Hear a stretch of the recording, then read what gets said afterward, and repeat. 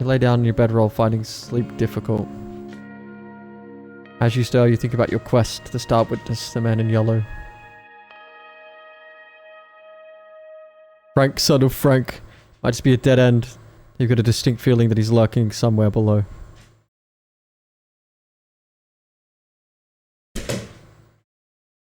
But you still haven't entered the tea shop. It's probably a time to do that tomorrow, unless you want to become a contrarian.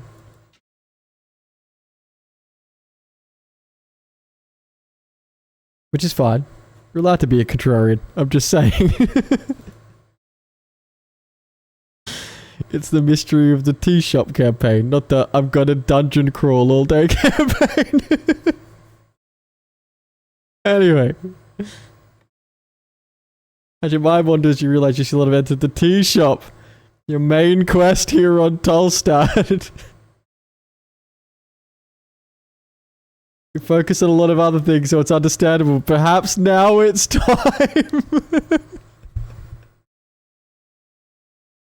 So many loose threads, but don't worry. You've got time. You still need to locate the tea shop owner.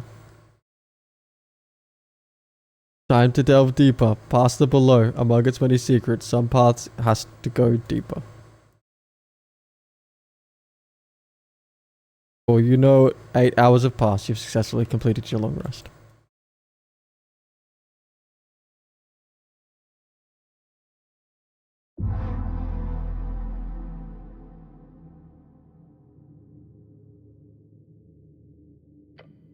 Your muscles strain as the second day begins.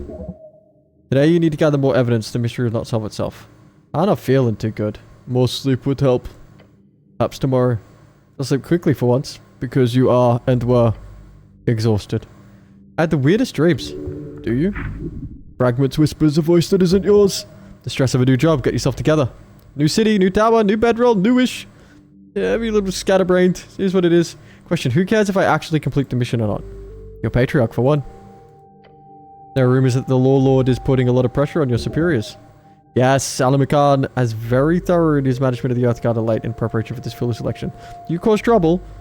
If you don't handle this, there will be trouble. Even more than last time. You just didn't handle it with style. Next time will be different. Start my day.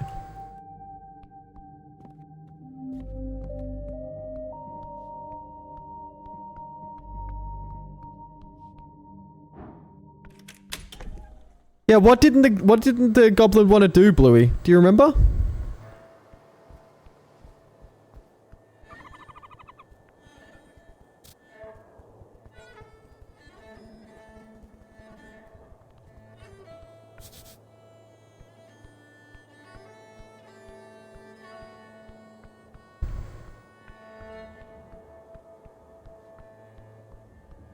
Someone wouldn't talk to me while the dwarf was there, right?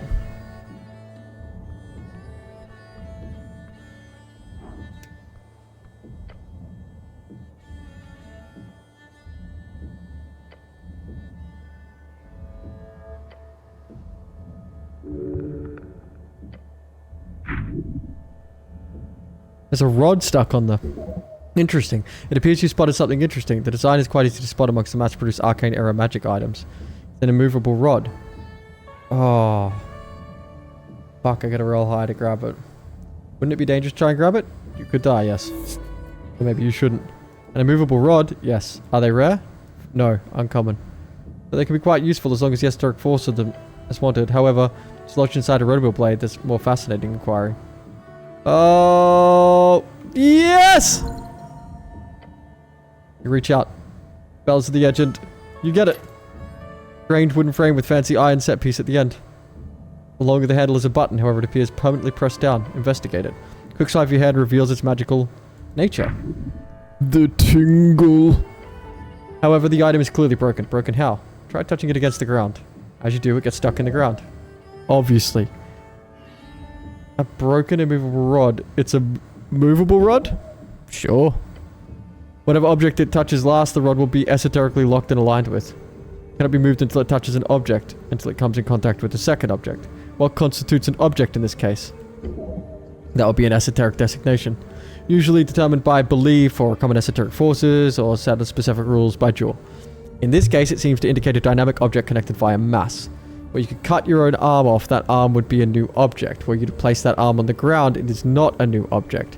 But where you do, for example, staple your arm on the ground via pythons, then it could potentially constitute a part of the ground. Depending on how harsh the defining forces are in this particular case. Either way, there's no real use in defining those rules right now. But it would be interesting for further study at a later date. Gods, the blue one talks a lot. It's just a magical stick. Simpleton. What can it be used for? Used? Oh. Nothing. Quite literally a useless stick. Really? Well, if used carefully, it could be a bookend. Was it worth it? I mean, no. It's a very, very interesting stick. Those can never be bad.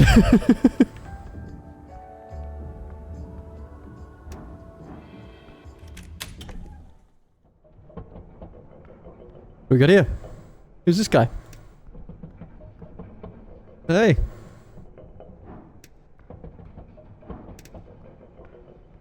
I like your hat. Thank you. Always greet you with a hesitant collective grunt and mumble. Hey, whoa, a cleric, eh? Are you militia? Blunkett shakes his head. I'm Rollo. Blunkett takes a bow. Rollo Malak at your service. With me here is Nisa, Sten Buskin, Toli. We're members of the Noviscan resistant movement to Ortnisa. That's my full name. Yeah, sure. Anyway, we're happy to make your acquaintance, cleric. Alright, Novikinian resistant members, thank you for attending today's meeting. The magic boy clears his throat. Esoteric initiate Ortnisa here. The large one stands up and raises his fist into the air. Sten's Buskin, yes. Don't shout, the quiet kid mutters. I'm here. Roll. He gives a nervous look to you, then he mutters, Master of Whisperers, I told you it's bad title. It should be First Spy. Now that sounds like a magazine protagonist. And Master of Whisperers doesn't? The official title of Earth's Spy Master. Do I look like a master? He hisses. He goes quiet once more. Rollo awkwardly clears his throat and presents the visiting Lord Cleric. Look at the bottles in the corner. They've been drinking.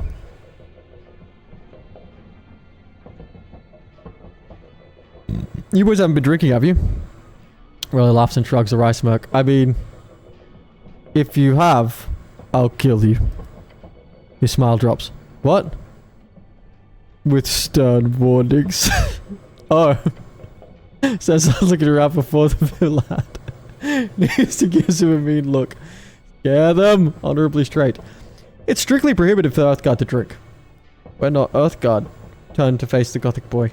Not yet. Rollo holds up his hands and mumbles. Look, we're not drinking. We're here on serious business. Yeah, Sten exclaims. We couldn't afford to anyhow. Shut up, Sten. Glance at the empty bottles. Drinking... Look, that's okay. You're free to do as you wish. I am not so stiff that I'm unable to allow you to act outside of societal standards of decency. Oh, okay. Let them continue. He claps his fists on his chest. Meeting begins. The large boy cheers. Sweet. When do we go home? Home? No, we... Not that much to talk about, right? Yeah, my dad doesn't like it when I stay out like this.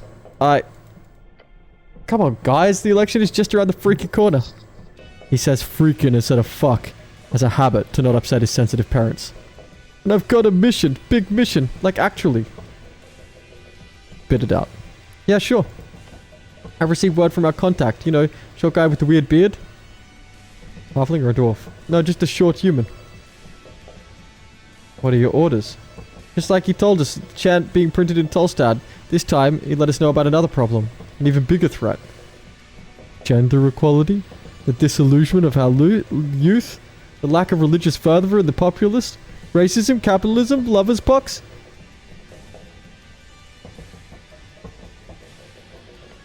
No. No. Not racism? Lovers' pox? What? No. Capitalism? No. Well, kind of. Gender inequality? No. The lack of religious fervor in the populace?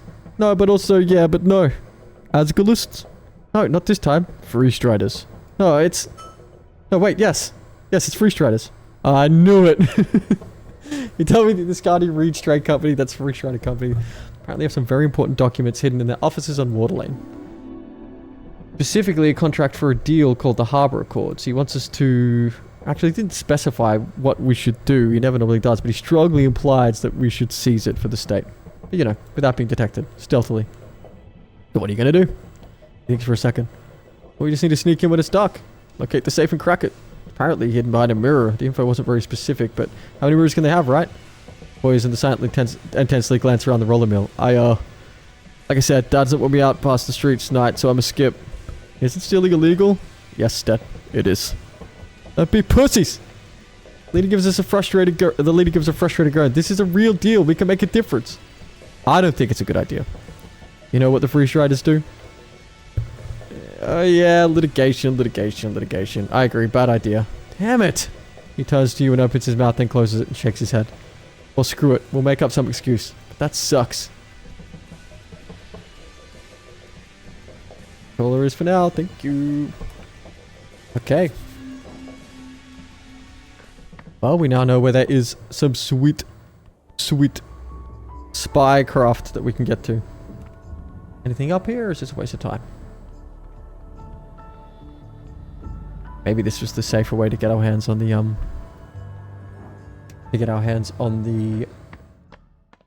very sticky stick.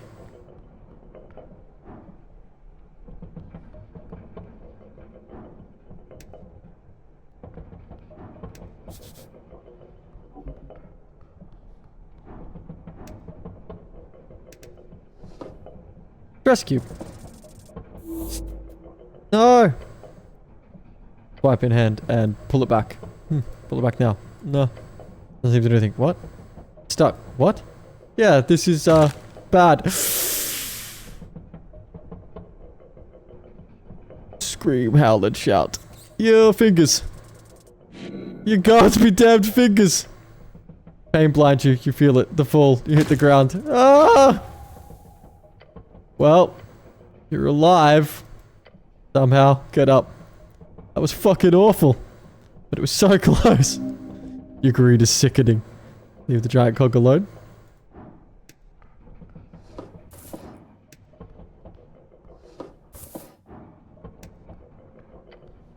Wooden door blocks your path. Feel the handle. It's locked. That means you should avoid it. It's probably trapped. He shuddered. He shuddered. All to keep his people at bay. An owner in fear of his labor. You're getting all that from a locked door? Pick the lock. Oh! Oh! We got it! Your fingers work the mechanism with precision. Click, click, click. The lock gives way. Door swings open. See nothing but black beyond. Complete utter darkness. Cast dancing light. Your light cuts through the gloom. Storage chamber reveals itself. Broken crates, scattered papers, a mess of abandoned equipment. You notice the ceiling, several glowstones lie shattered on the floor. The explosion must have shaken them loose. Key shot blast reached even here. That blast, it shook everything. Push forward. You wade through the debris. This place has been abandoned for some time. Dust covers everything. Search for anything useful. You sift through the papers and crates. Most of it's worthless old receipts, inventory lists. But then you find something. Pick up the document. A notice. An official letterhead. Notice of termination. Collective action violation. You scan the text. The roller mill owner fired everyone. They tried to form an Asgard union. All the workers dismissed, effective immediately. Explains why this place is empty. Owner shut down rather than deal with organized labor. Good, unions are troublemakers. The workers deserve better. They did. But the world rarely gives people what they deserve. Document does not respond. Put it away, continue. You deeper into the chamber. At the back you find an office, the owner's private space. Approach the desk. Old papers, ledgers, more termination notices. And then a drawer. Locked, but poorly. Force it open. Drawer slides open with a snap. Inside lies a smooth stone, one with several faces adorned on its sides. It pulses faintly with esoteric energy. A magic item. Esoteric. Examine the stone. Pick it up carefully. Tingles. Ascending pebble. Useful tool, very useful. Slip the pebble into your pouch.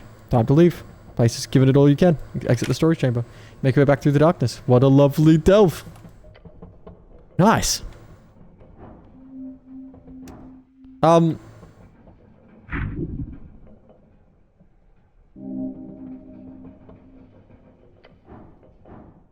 gonna climb the ladder.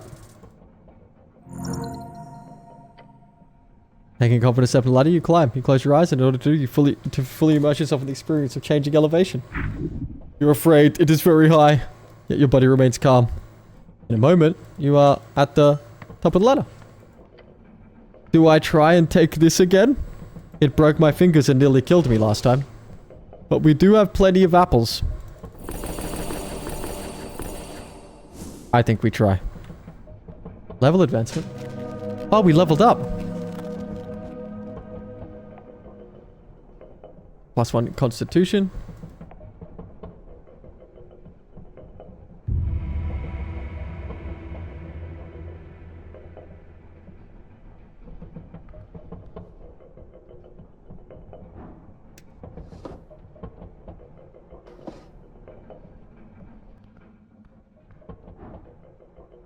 Why can't I attempt to pickpocket it?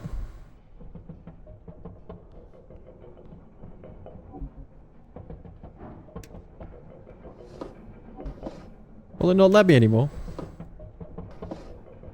No. The cog keeps spinning, but you notice something. Shiny red thing stuck in the inner part of the top of the wheel.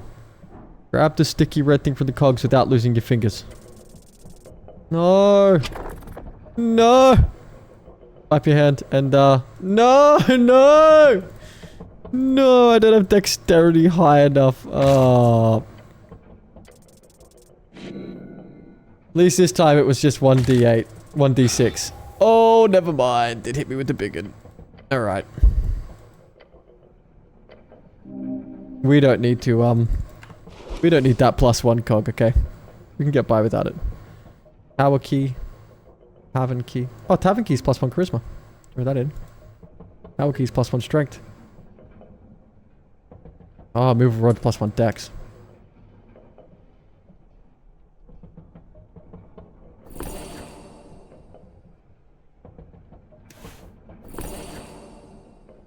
Oh, this one's +1 wisdom and +1 charisma.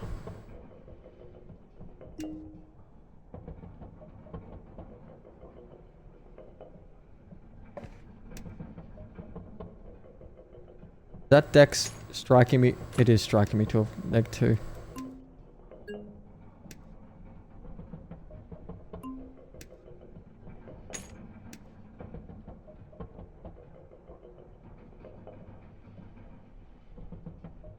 I must remember I've got slug dogs too.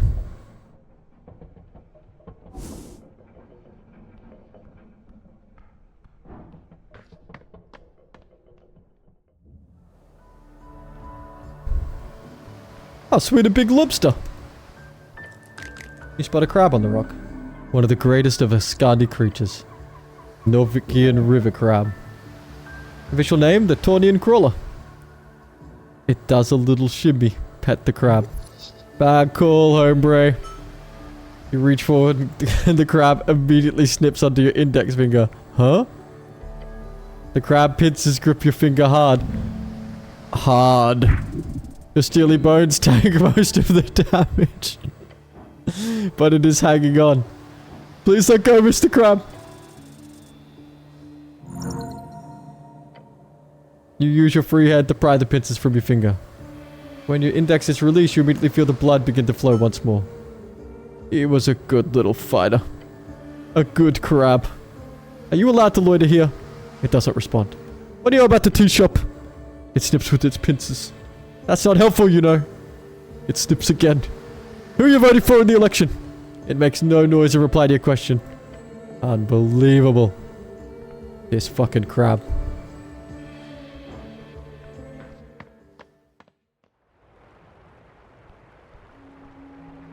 Oh, this is water lane.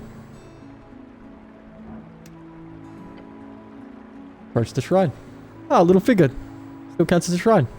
Did I move it? It's like in the middle of the road. No. It's chosen its path. What? The figure of Earth.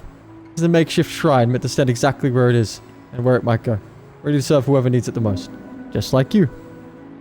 Okay. Don't get the chiseled moderate, you focus your mind. Take a deep breath and...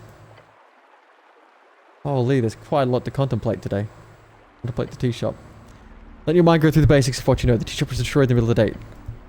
This is the same. This is the same. This is the same.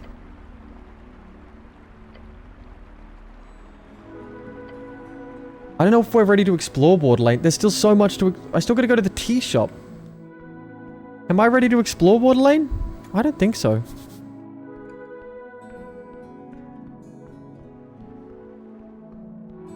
This is like a whole new area. With people and stuff.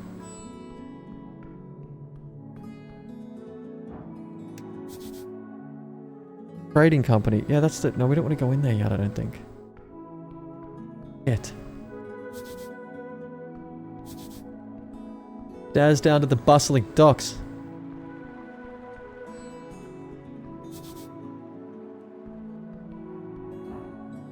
This. Office of Snoofer PN.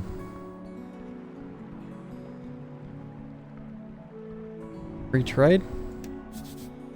Entrance to Ascani Reach Trading Company? A fucking griffin? You approach the ball of feathers and wings and really, really sharp claws. A magnificent creature. Too bad he's clearly overfed. This is a griffin. It is a somewhat intelligent magical beast. It will require speak with animals to communicate properly, of course. You see a pool of drool forming under this open beak. Oh wait, isn't that... There's an entrance to the water house on the other roof. If you want to get inside, you're going to have to get past this bad boy. Not engage with it right now. We'll wait until we have speak with animals. I've got to find a shop where I can buy spells. I haven't found a shop where I can buy spells yet. Maybe we just try a few of these. Free trade?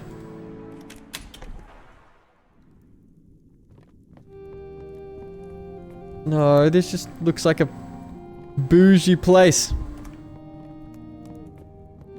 Doesn't look like somewhere I can actually trade.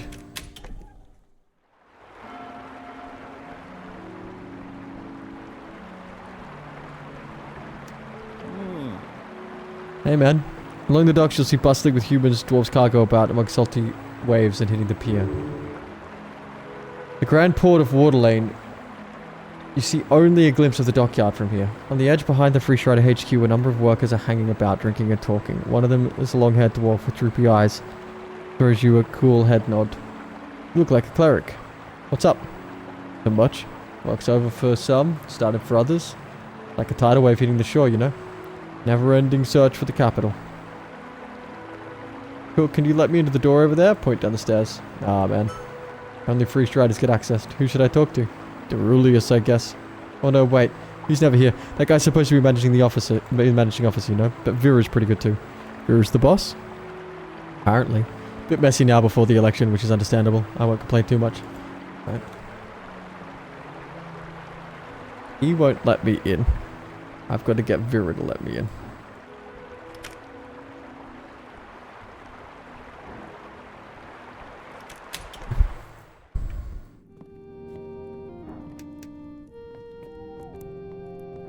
How is this game so fucking good? I've been playing it for hours. Hours and hours and hours, and having such a fucking blast. Number?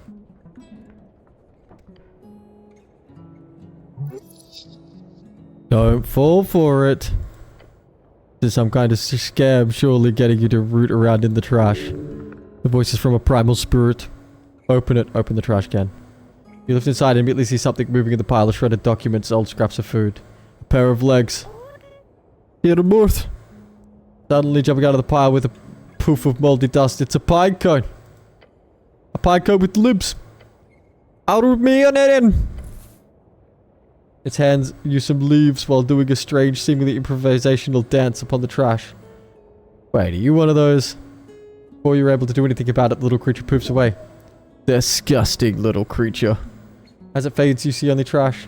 Interesting. Walk away.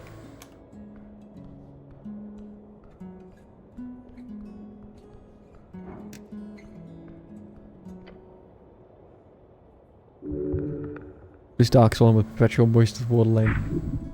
A layer of river mud and algae. Knock on the door. You wrap your knuckles against the wood. Solid rhythmic knock. Wait. A moment passes. And the sound of heavy latch sliding. The door cracks open. A pair of bulbous eyes stare at you. An Anurin. Fancy name for frog folk and toad folk. You've heard they don't like those terms for some reason. Dressed in a tiny velvet smoking jacket. Quite distinguished despite the lack of pants. What is it? I'm busy, très occupé. I'm just passing by. Then pass by, alle. He starts to close the door. Wait. He squints at the uniform. Are you say, Lechleji? That doesn't sound like Earth's tongue. Oui. More of a wizard, really, but sure. I personally see myself as a dashing rogue. I'm a great barbarian of Ascanzi, fear me, and so on. He scuffs, a wet croaking sound. Oui. I believe you. The Anuran peeks his head out from behind the door. Tu veux quoi? Ask for a contribution to my cause. Just a smile. A kind of smile that opens wallets. Oh, and kiss his ass hard. My good sir, surely a gentleman of your stature supports the arts of the holy cause? Flattery. He sighs, his throat pouch inflating slightly. I told you. You're charming. See, I know you. Reaches for something on the other side of the door. Take this now, au revoir. He shoves a fancy bottle towards you. Door slams shut before you can say thank you or anything else. Pinkish liquid swirls around inside swirls around. This is no small potion. The Inuran must be well connected. Lovely. This will make things much smoother. Right, cool. Thank you, French frog.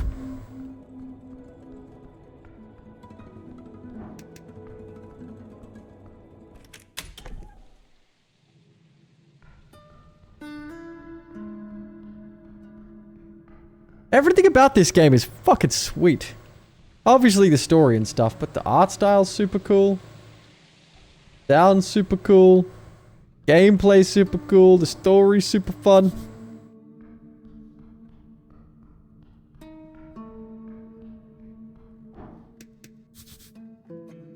Hibli, son of Stonecroak.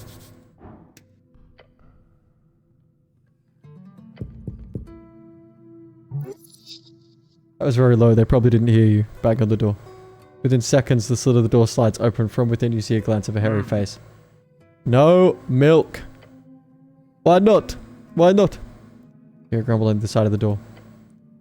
So you're the cleric I've been hearing about. The dwarf inspects you through the slit. No, that's totally wrong. What are you supposed to be then? I'm a barbarian! Okay. What are you doing here? I'm investigating the tea shop explosion. I have some questions. Dwarf grumbles beyond the door. Name's Alphas, Ban of Imvers. Informant of the Asgulist movement of Norvik.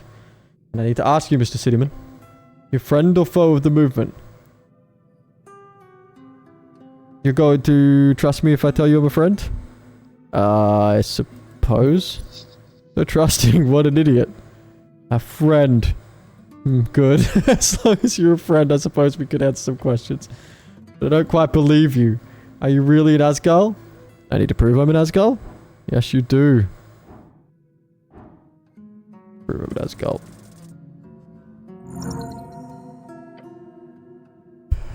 Bingo! I'm a real Asgul. A real dwarf. What are you? Scream, sing the Asgardian folk song, we own the mines in Dwarvish. Hormina vana fran djupetsal, da hammer klinga ike vagaval. Vik som forlange mörkare rest. Ska du padjetten bli ärdet gas via gega grovna vi agastenen. Vad svett ursblott bjärden skyden. Frans tunnelanas djupt till Tassadens port. Asgardens till det kommit kort.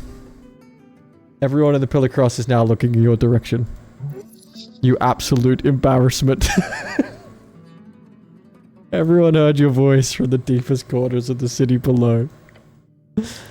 As your voice fades from the deepest echo of the earth, Alphonse mumbles out something from behind the door. Please. Please stop, Mr. Cityman. Do you believe me now?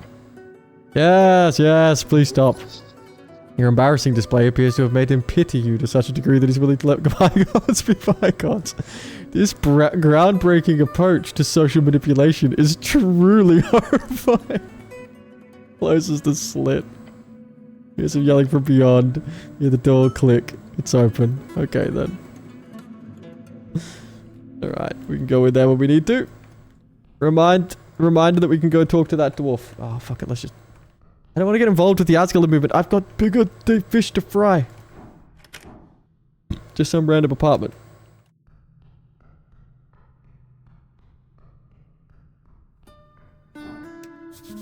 Split mailbox says Schnell. HWPT. Oh, that's Schnell's place.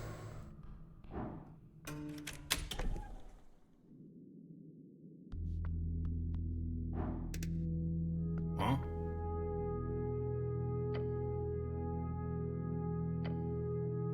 Okay, this is where I find Schnell. When I need Schnell, he's here.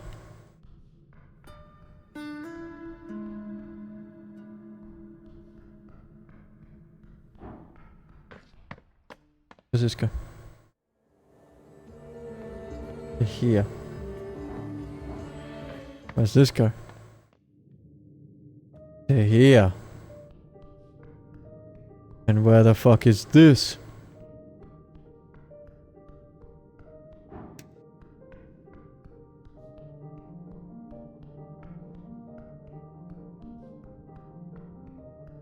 Oh, this is... There's Snell again.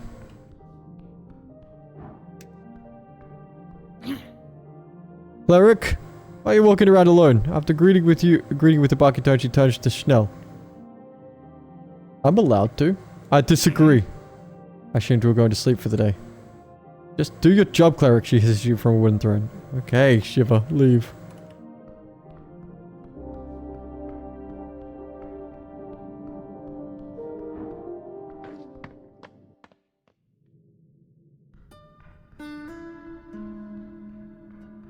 And there's this dude. Okay. Oh, I can touch the rock again. Pillar of jaw before you. It whispers unintelligently. Touch the pillar. You place your hand upon the smooth surface. The whispers get louder. It says something to you. Something weird. No, wait. Conversation. One you didn't take part in. I'm talking to him. Boom. Hello? The pillar vibrates. Hello. The whisper lies inside of you or something. It says, he is here. Who is here? It says divinity. It says death. It says necrocrat. What? The voice ends. Hands repelled from the surface. Ouch. Step back. Weird. You understand plainly there is no more to this pillar that... There's more to this pillar that you need to investigate. Finish up. I need to get back to the fucking people.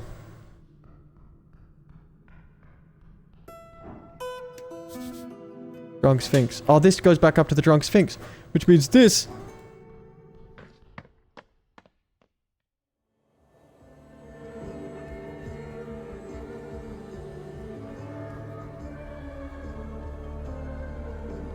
Where's the fucking magic shop? Our landing apartments. Let's go see if we can get into that fucking tea shop.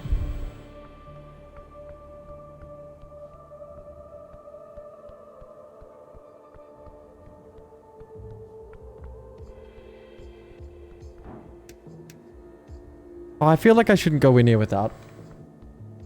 No.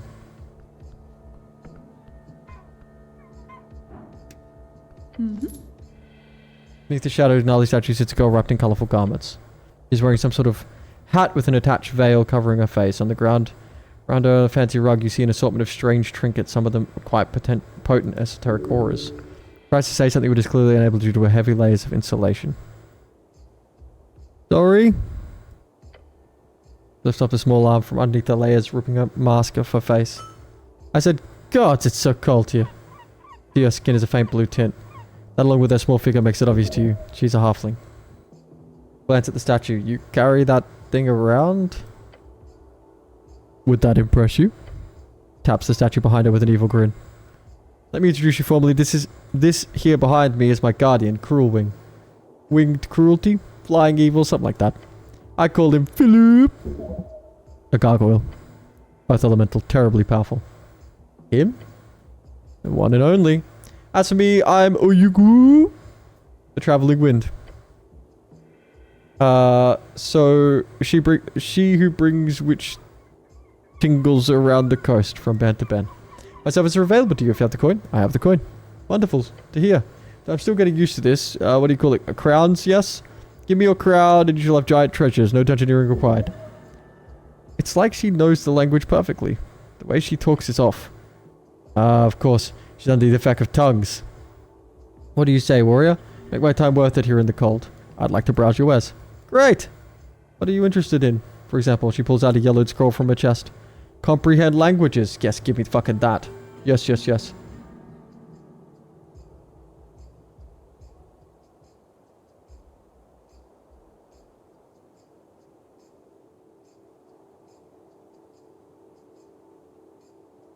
Okay.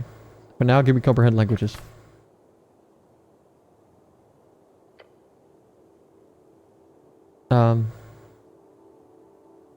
That's all for now. I want that helmet.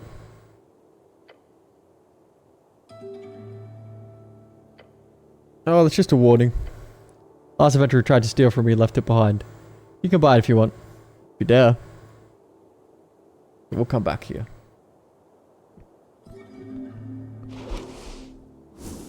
Okay. Pillar of Java towers before you. Whispers to you, touch the pillar. Place your hand upon the surface, a slight tingle spreads across your palm. It's a magical object. Try to meditate on it.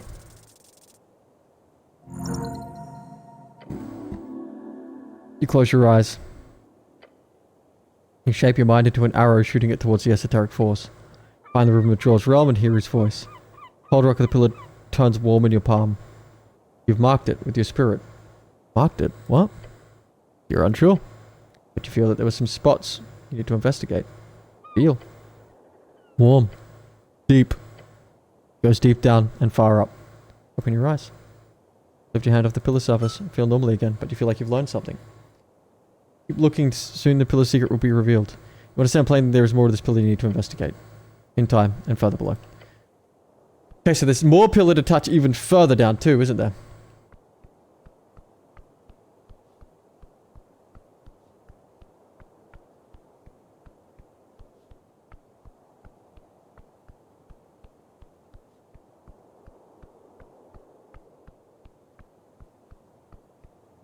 Then let's go down.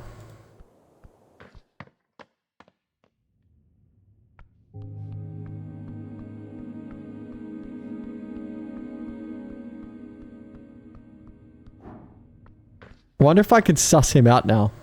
Because I've got enough, points of sussing.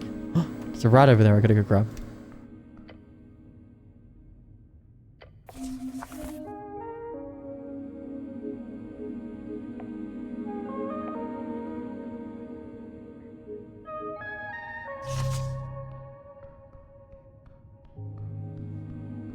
Where else did we need to comprehend languages? Do you remember? There were 2 spots I remember having to comprehend languages. This was one.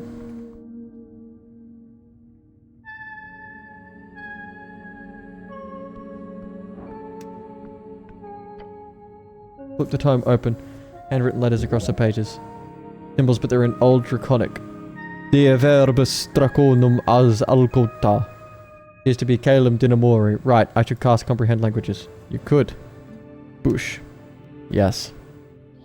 You mutter a few words to yourself and carefully tap the frail paper. The words then pop into place, as they should. Begin reading the first passage.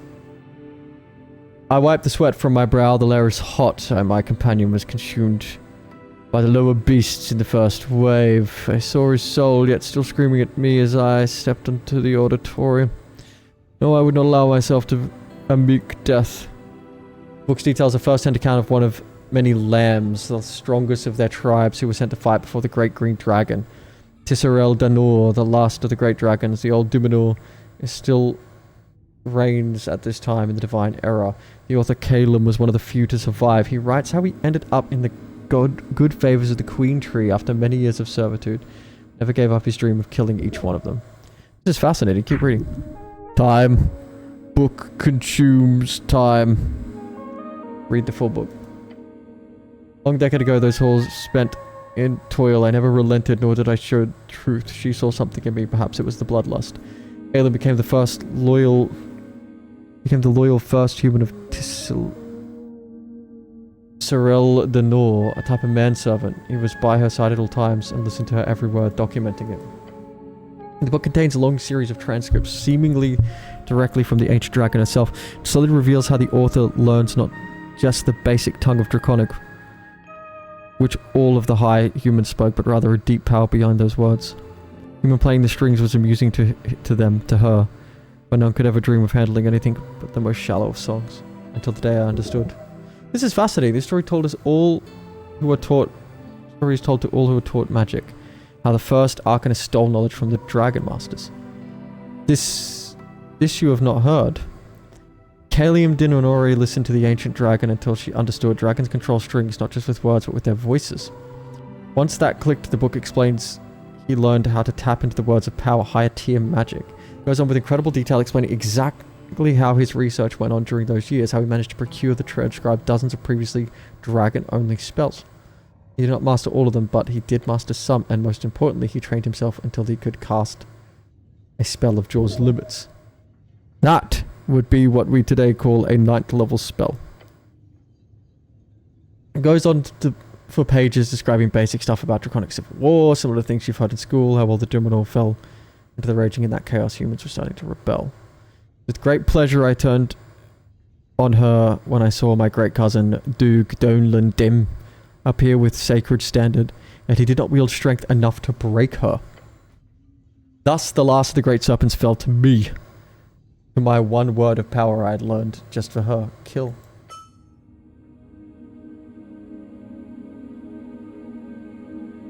Thus the era of the worm faded, with man raised in its place.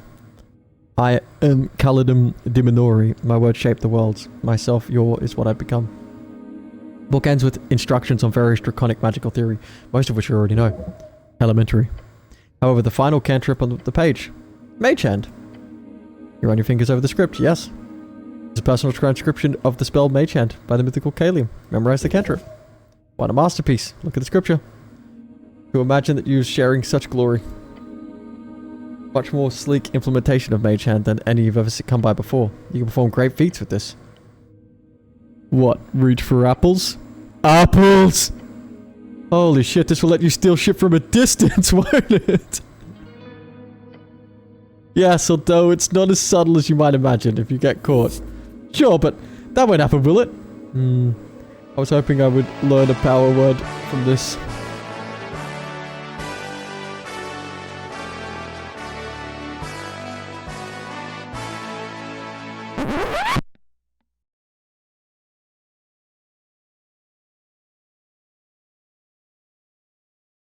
Oh shit, I muted over here. I don't know why that muted. I didn't bump that button.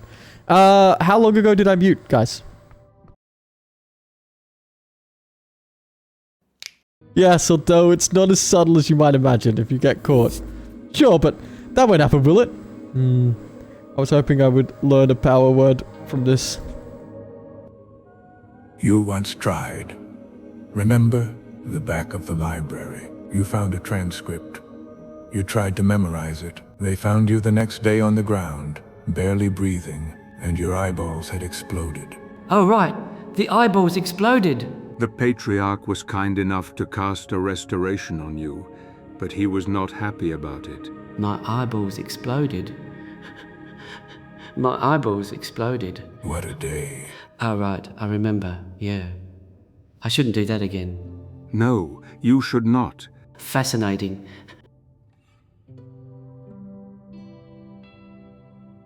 So many books, basic manuals, Arcanist histories, novels. Some of them stand out to you as classics. It could be useful to refresh your mind. The books taunt you bookishly. Autobiography pracs. A classic. You kept this book on your bedside table for years during your scribing years. You take a look at the first page. In these pages, I shall endeavor to recount the journey of a mind born to greatness, a will tempered by the crucible of ambition, and a spirit bound to the relentless pursuit of the arcane. My name is Phileas Prax. It goes on to make grandiose statements on his personal abilities of magic. Know this, I write not for the masses, but for the few who possess the clarity of vision to see beyond the veil of mediocrity. To them, I offer my life as a lesson and a legacy, that they might learn from my triumphs and avoid the pitfalls that lie in wait for the unwary.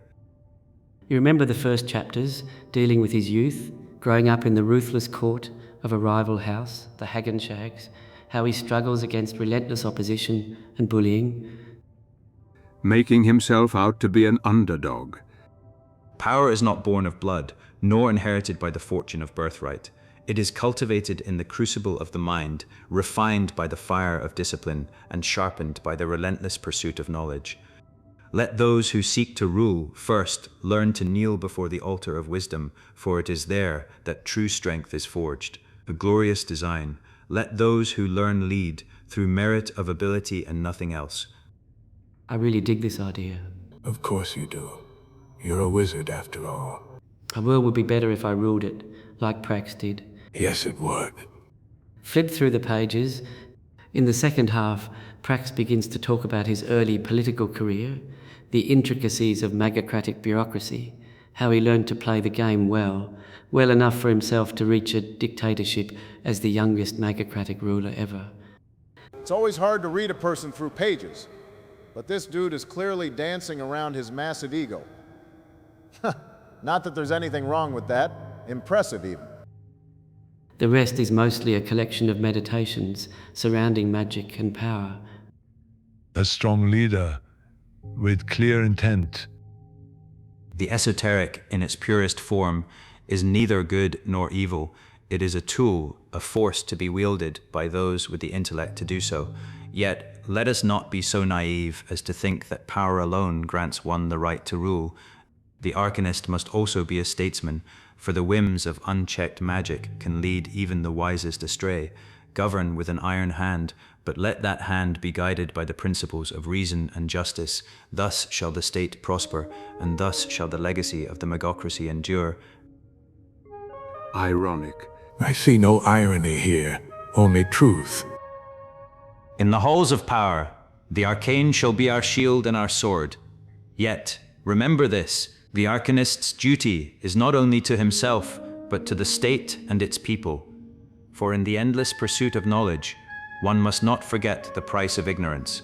A vigilant mind is the guardian of civilization, and a vigilant state the fortress of progress. Let no shadow fall upon our vigilance, for in the light of our knowledge lies the path to true dominion. The final parts of the biography focuses on an ever deeper and more rambling side of ruling. This is way too much reading. Why would you open a book then? You shut it, looking upon the title once more. Autobiography Prax. You place it back on the shelf. Opening the Trill Sisters book shows you an index of several tales, many of which you heard growing up. These stories shape reality, for the mind does not distinguish a tale from a real-life lesson. They are but the same. Out of the tales, you see the one you remember the most, the one about the gnome and the titan. This story always spoke to you, mostly because of the unlikely friendship between the two. In the old days, when dragons ruled the skies and titans wandered the earth, there lived a gnome named Abacus, known far and wide as a half-wit. Whether by fate or folly, he often found himself in the oddest of places, and so it was that he stumbled into a deep valley of Asken. This valley was home to Cutmore, the Mist Titan, a colossal being with fur as thick as the ancient forests, and limbs that clutched the very mountains. His upper body was hidden in, or perhaps made of, the swirling mists that filled the valley.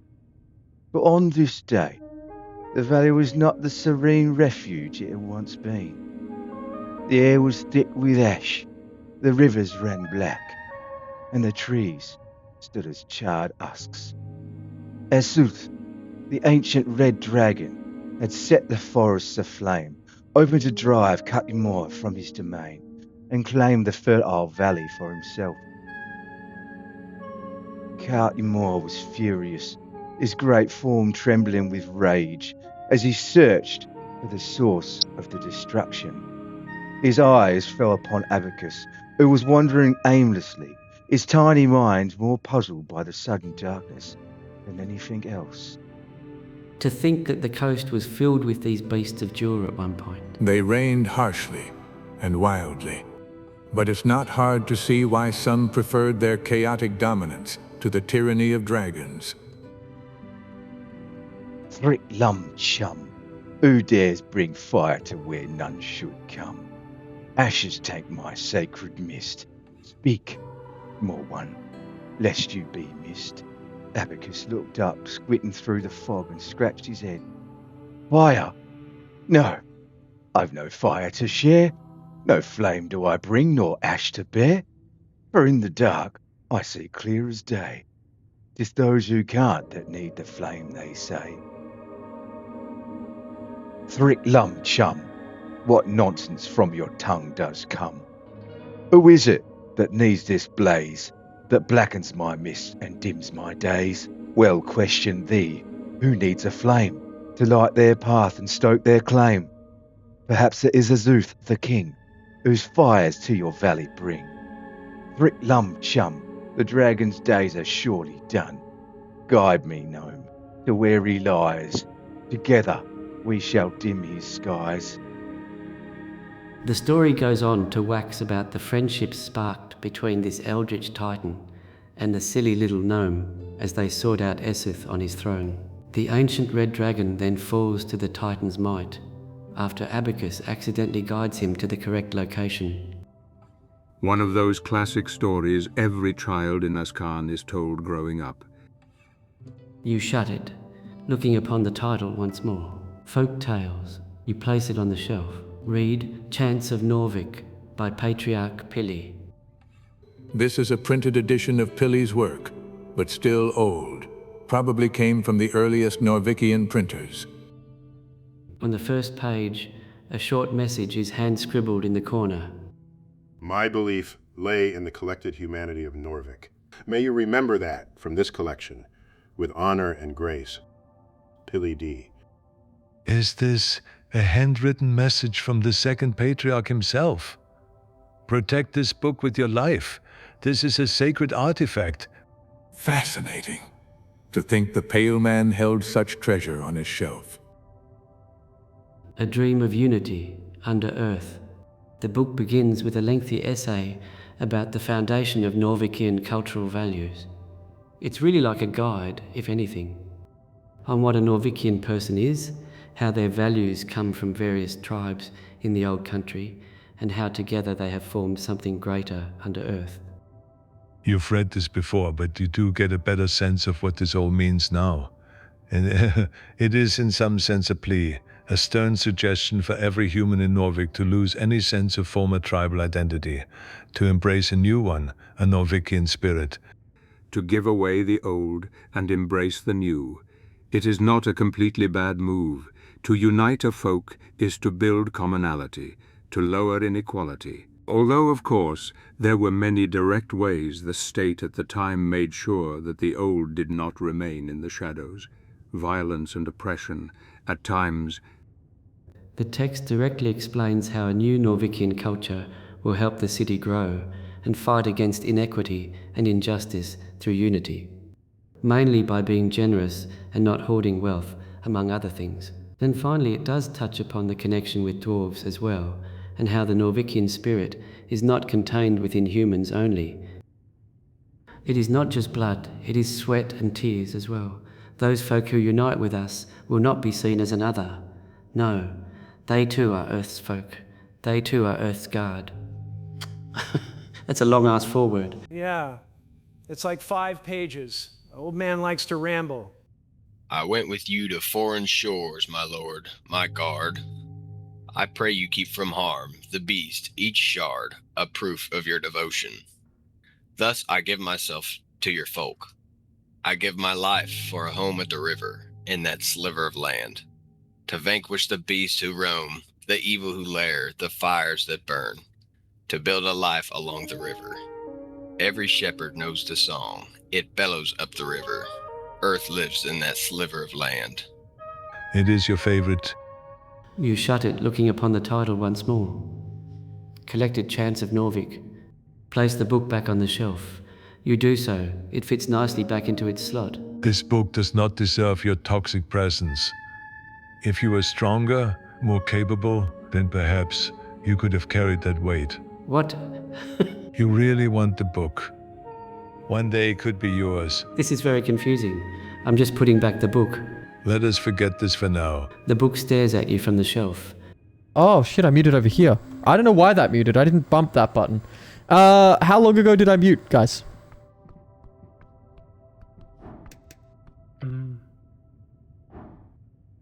Oh, our DC is getting better.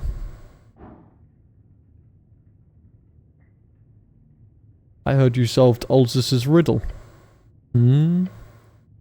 Better at investigations than I imagined, cleric. Yes, I completed one of her riddles. Can you help me solve my riddle? No, what I can say is that Sphinx enjoys wine and company. She only wants to see what you are capable of, not your intellectual prowess. What? He stares at you blankly. She wants to test your esoteric might, most likely due to your natural existence. My existence? Yes! Figure out what a riddle asks you to perform, then perform it through magic. Shouldn't be too difficult for you. Solved. What was your riddle? It was a test, if anything, about fire, life, death. All I could say, are you bound by some oath? No, cleric. I'm simply being courteous. To Ulzus? He nods. The Sphinx. So you know Ulzus then? She is aware of me. We do not fraternize, but I do not enjoy angering her. Right, that's all I wanted to ask about that.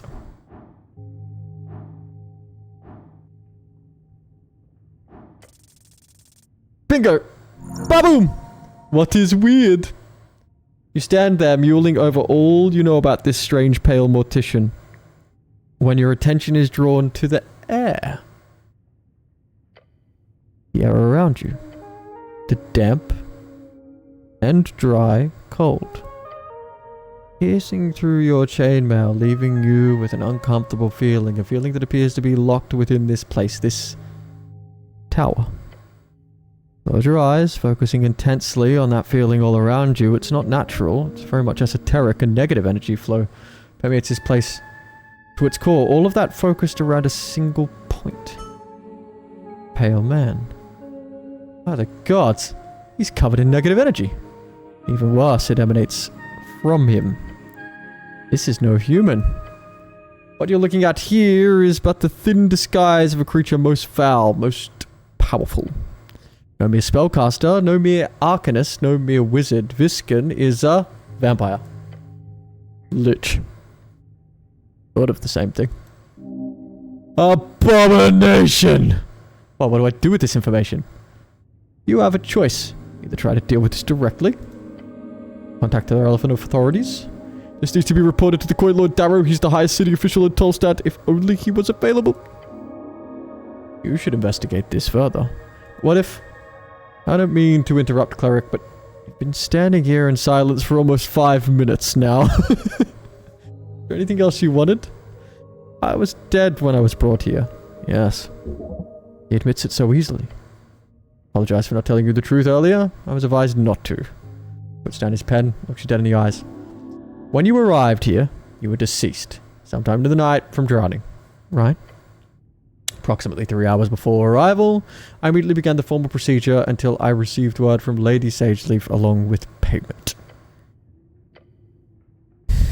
She wanted you alive. The lady had been notified of your arrival here. As such, I prepared a resurrection. You rezzed me? I rezzed you, yes.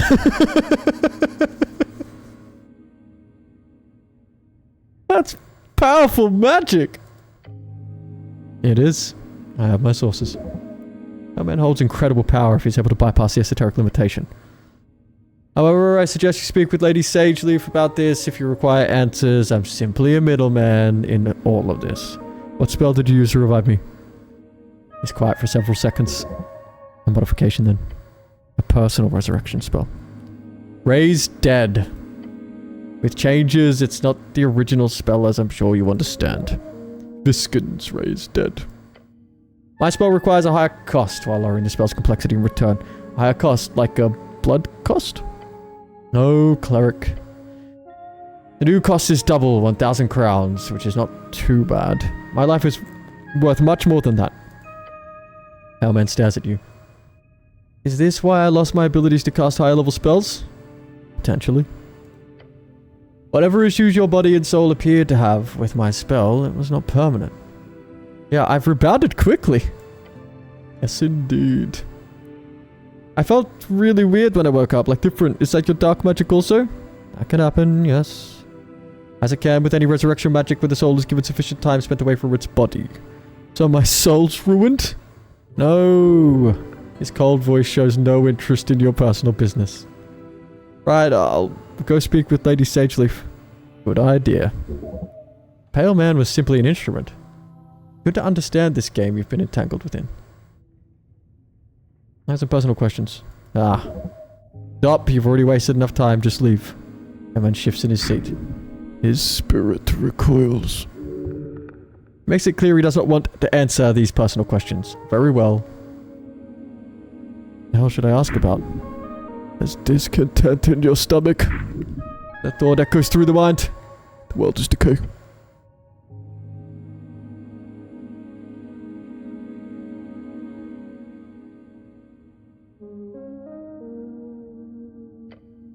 I'm gonna leave the Lich alone.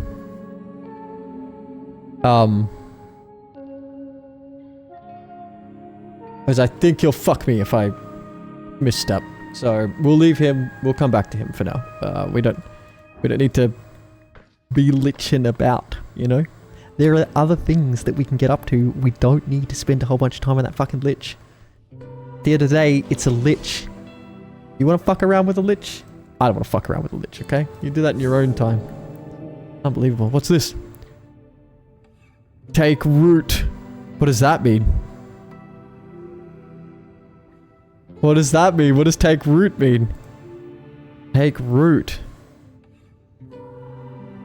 Is that rooting me in as a barbarian?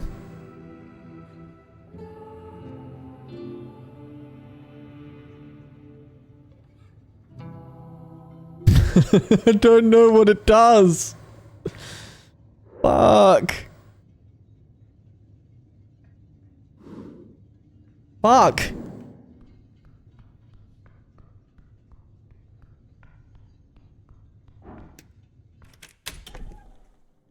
I don't know if I've mentioned this to y'all. Come on, Snell. You ready to head out? Yeah. By the way, yesterday with Dara. Hmm? Thanks. Aww. Doesn't make much of a difference to people like him, but seeing you stand up to Dara like that? Priceless. I only did what was right. What an honorable cleric we've picked up. Oh boy. Finally, Snell puts his pouch inside his inner jacket pocket. Alright, I'm ready. I'll let you in your party. Yeah! Best friends! Me and my goblin pal! We have come a long way from when I was doing green face. Quite a long way indeed. Holy mushroom woman.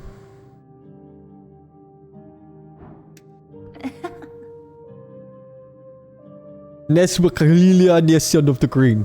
At the top of the garden lookout, you see a strange creature hunched over. Underneath a large red hat, her drooping gaze slowly glides towards you. Not a hat. She's got an actual mushroom growing out of her skull. The elf drops a final piece of mushroom into the bowl on the table and then gives you a creepy grin. Nice little Connie you got here. Slowly in appropriately dramatic fashion, she widens her eyes to reveal piercing red pupils. Her grin widens even more somehow. Her expression leaves your legs weak. Not in a good way. Oh god, she's trouble. She's real trouble. Look at the side of her head. Look at those ears. White hair, ashen hue. And those eyes. Nell seems to stay behind a little bit. Goblin is staring into the wall. He looks queasy. An elf, aren't they rare? In your days, you've only seen a handful of those gangly freaks.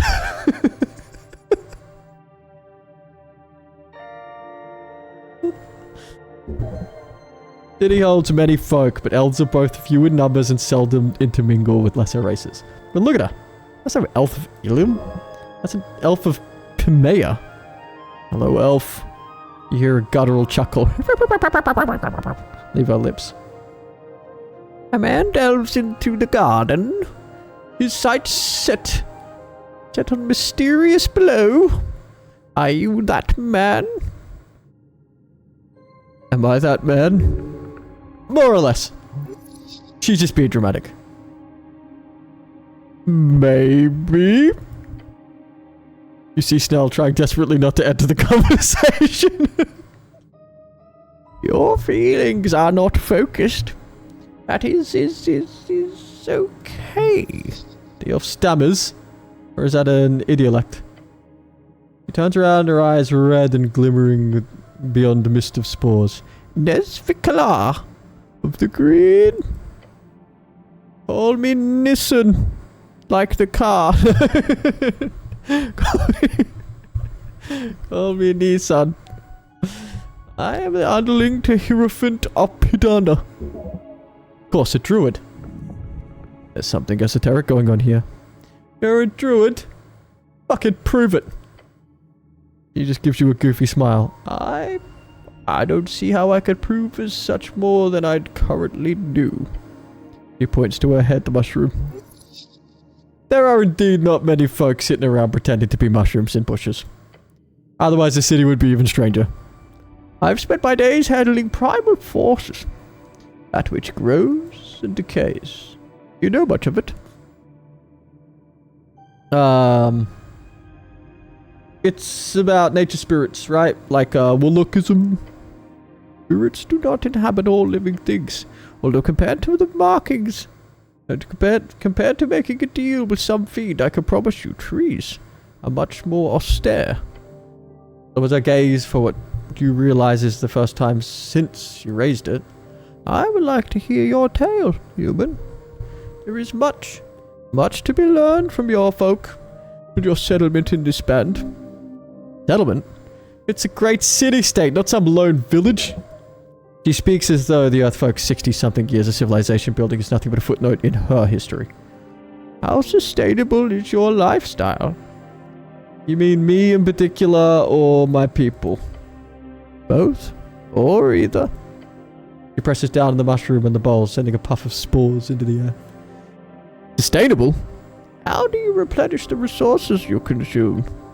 If you do not, how many years until depletion? I'm supposed to know that? I do not mean an exact number of hours or even years until you run out of natural resources. Just an approximation. Perhaps a tone of the impact on others in your vicinity. Do you want me to answer now? If you have it. But there's no stress. Think about it, move on. The elf speaks of the realm. How long until your way of life collapses? Oh god, you're focusing too much on the question. Instead focus on what she wants to hear. What does she want to hear? I personally could live on an apple a day. That's pretty sustainable. Oh, that's not good at all, human. Your kind requires much more sustenance. A true statement.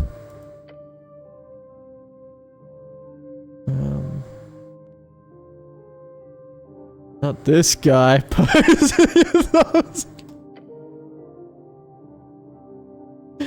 She shows you a worried expression. Careful. For yourself. Do not let the idealization of gold hinder a healthy lifestyle. He gives you some mushrooms from a bowl. Please. Eat. It is as the hedonists say. Listen to your empty stomach. Kind mushroom lady. Wonderful.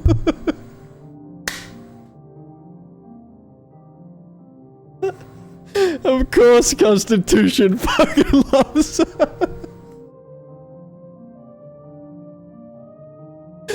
Oh my god. I fucking love it. I love that Constitution's talking to the fucking sly tiefling bar lady and he's like, I hate her, fuck her. Then the mushroom druid's like, here's some mushrooms, listen to your empty stomach. And he's like, yes. Hey Trinity. There's the rules. He places a palm against the rough floor. Oh, Pidanas helped me keep the Undersea from being overtaken by unbalancing powers. Demigods, fiends, celestials. You're human arcanists.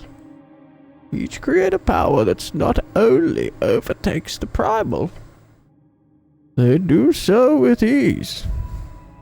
That great war your kind waged upon one another delayed it, but I do certainly believe it is inevitable. Humans barely exist anymore, we're almost extinct. Your kind might be an offshoot of a more dominant force, but you still hold great power in this band. Don't forget that. Never will. Takes a deep breath. Let's go, strength. She takes a deep and deliberate breath. Now enough of complicated topics. Tell me, human, do you have a mate? Stare at her. Well, that's, we're going into combat. A mate. Your cheeks clench.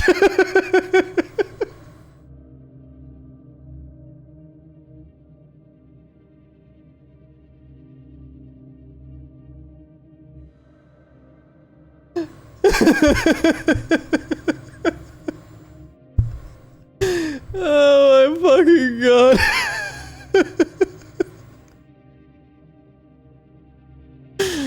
Oh man. That's so funny. Alright. No, not good. Your companion takes a few steps further away. Don't worry, she's not hitting on you. He means it more like, are you married? Your mind races. Hostile? No, probably not. Elaborate. Of course, I apologize if I was vague, human. I only mean most humans in this settlement group in pairs. I wonder if those of your kind do the same. Form such a long-term, committed partnership. That's a slightly less inflammatory question. No, I'm married to my work. He lowers her mushroom cap in size. I see. It is the same here, then. Path of the Esoteric Guardian is to be alone. The elf starts adding some kind of oily liquid to her mushroom bowl. A strange substance, golden, perhaps from some kind of undersea whale? It's this old elf can guide you in any way. Make it so. If not, turn to my toil. What do you know about the tea shop? Only what the roots whisper to me. Elf leans closer, twisting her head to the side. You must delve deep, human. Something rotten happened that day. Green quakes to fear. What's to come? They whisper. Do they whisper anything fucking useful? He leans back and lets out a resigned sigh. You don't speak to the trees often, do you? Well, I fucking tried to speak to the tree, but it wouldn't speak back. We've done it twice. And I'm not even fucking joking. Twice it's given me the option to speak to trees. And I've talked to them, and they don't talk back. What do you want from me, Mushroom Woman? Insane behavior. So were you here when it exploded? No, I was much farther below. And what do the goblins whisper about? That city is at fault. That Lady Sageleaf should take over. The usual. What do you think happened? I will not deliberate on things I have no knowledge about. Where's the fun in that? You're welcome. Who are you voting for in the election? I am not a citizen. Okay, cool. You don't look like an elf. What do elves look like? Hume elves are monstrous. Ilum elves are tree-like. Pemir elves are simply grey. I suppose there are many kinds of elves. He nods. Do not call ourselves that. But to your people, yes, I am an elf. Pemir. She closes her eyes. Pemir yo oli taina taitia. We are the elves of the stars. Any questions? You speak Elvish. Impressive. He looks at you, looks to the side and looks back at you. Your grasp on the human tongue is remarkable as well. He's too kind. You confuse her in a semi-good way. Yeah. You people have a great civilization below? No. I believe your people would call us nomads. So you're here from the undercoast? How do I get there? Holes and tunnels. There's more than enough even within viewing distance. Though I'd recommend gaining Lady Sageleaf's approval first. I don't like elves. He laughs, dropping the mushroom she was about to put in a bowl. No worries. Most elves don't like you either, human. But if I may ask, why don't you like elves? The ears, they freak me out. Each and every one of you is a weirdo. I mean, look at you, you have a mushroom on your head. Who does that? The mushroom is an entirely me thing. I'm a weirdo. Just me, she says and smirks. Oh, now I feel like the bad guy. Let me ask you something in return. Why should I like humans? Duh, we're the good guys. I think you should like humans a medium amount. A smile drops as she looks down at her left palm. Giant skies fell down. Her voice carries a melody faintly. Spirits filled the air and the solid ground. A poem? Wait, have you heard this before? I don't dislike humans. You've made many mistakes, but... She takes a deep, determined breath. The son does not dig the trench of the father. He has to choose to fill it in. She gives you a knowing look. I don't get it. She just smiles. I got other questions. Right. Hey Snow, why are you acting weird over there? Shut up. He turns away from you and the mushroom lady. Don't worry, the lady's runner here is not a fan of... Well, a fan of fungi. Just keep it a safe distance, alright? It takes us to a few more steps away. This info will come in handy later, for sure. Show her your primal attunement. Fuck. How could you do such a thing? To prove attunement requires years of training. You've perhaps had a few exercises in your spare time. You've read about druidic magic, but perhaps you can try anyway? Let's just not. Or we roll again and say that we did.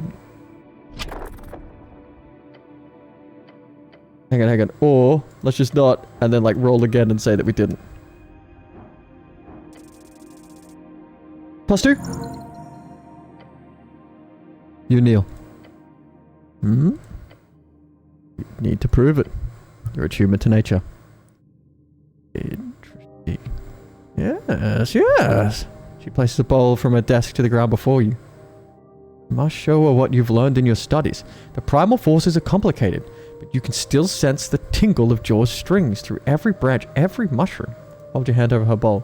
As you reach out, the elf hums, and she moves the bowl even closer to you.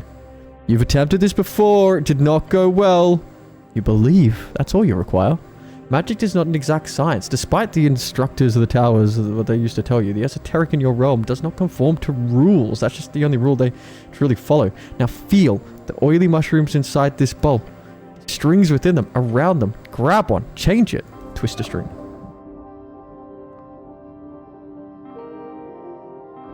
Don't fuck me, wisdom. Intelligence was not in on this. At first, nothing. Then a twinge. Whatever you touch is connected to the spores, the growth, the decay. Did little, But you did something. The elf nods. What did I do? You ruined my brew. Shit. Oh. Whoops. He laughs. You caused the fungi in the bowl to change acidity. Subtle, but it's there. You performed an act of druidcraft, human. Use druidcraft to unlock unique interactions with the natural world. The goblin looks on, giving an uncharacteristically stunned expression. I did? He gives you a lecherous smirk. Neeson grabs the bowl and pours the mushy mushrooms onto the ground. The contents wriggle before you. I made mushrooms come to life? He looks up, reassuring you. No. They're supposed to move like that. Did not perform that big of an esoteric feat. Not yet, at least. She chuckles and puts the bowl back on her desk. Perhaps you can be one human I share knowledge with, if that's what you wish. I love plants! Give her a thumbs up. Very... Very well. What do you want to know, human? I'm becoming a druid! I want to learn how to speak with animals. That shouldn't be too hard. Yeah, spell scroll to get you started. Yes! Cast it when you have an animal to speak with, and you should be able to hold up a conversation. As long as you keep it up. What is druidcraft, really? I would call it at most a useful path. Communication with nature can be used for many things, but for you, I would suggest focusing on the basics. Use it to move peacefully through roots. And to show your balanced nature. Those primal spirits roam below. Can druids create magical food, perhaps? Certainly. There's a spell that would be very useful for you, since you're on the run all the time. Good apple. Creates 5 apples. Each can feed a grown man for a full day. Although considering your diet, you could probably down a couple. Okay, lay off the fucking hefty shame. Oh, I love apples. Can I have that spell, please? I don't have the spell scroll, sorry. But I do seem to remember I handed one to Moongore. She might keep one in the roots of poo. Oh, Moongore, I bet her she's a bugbear. Yes, indeed. How wonderful. She really needs more socializing down there. She's a lovely woman. Quite the bite on her. What is she implying? The elf is quite the provoker. Horrible. How do I get the good apple spell scroll? Just tell her I sent you. Moongore and I are friends, you see. Good. Can nature protect me? Of course, with barkskin.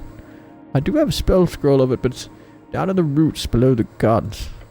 If you pass by it, take it. I keep a case hidden underneath Lord Pooh. Pooh is Elvish for tree. Ah, some kind of animated tree, I suppose. Something like that. I know where that is. You have a password, just say, Me non sexticus poon, and you'll open right up. I bet he does. You can have the other stuff inside as well, since Sage Leaf wants you to succeed. Great, thanks. You're welcome. He gives you a creepy smile. Just give the password and he'll grant you access. What are these primal forces? Nature. That includes, but is not limited to, elements, life, anything that grows, really. Is that which exerts at the core of all. Even after alterations, it remains within, generally speaking.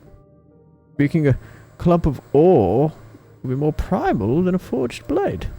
In short, primal emerges from natural energies. Decent explanation. What differs primal from arcane? She squints and stares at you for a while. The answer to that could be many. I would lean towards saying that they differ only in origin. But the origin makes all the difference in the world. How do you mean? I do not know. It's like forces that flow through Jaw's strings. Some flow from divine sources, some flow from natural primal sources. While the arcane, it is more like plucking those strings themselves. Editing the rules, something like that. She gives you a slow nod. Thank you for all the magical questions. See ya. Oh, hang on, what was that last one?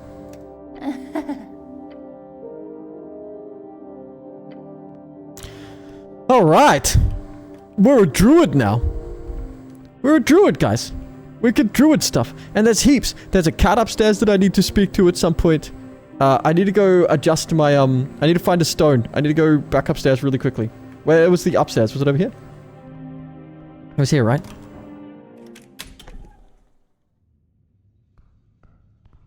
Yes, yes, yes.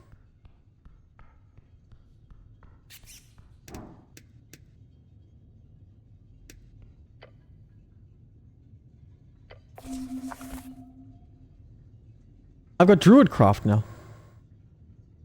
Guys, I got fucking druid craft.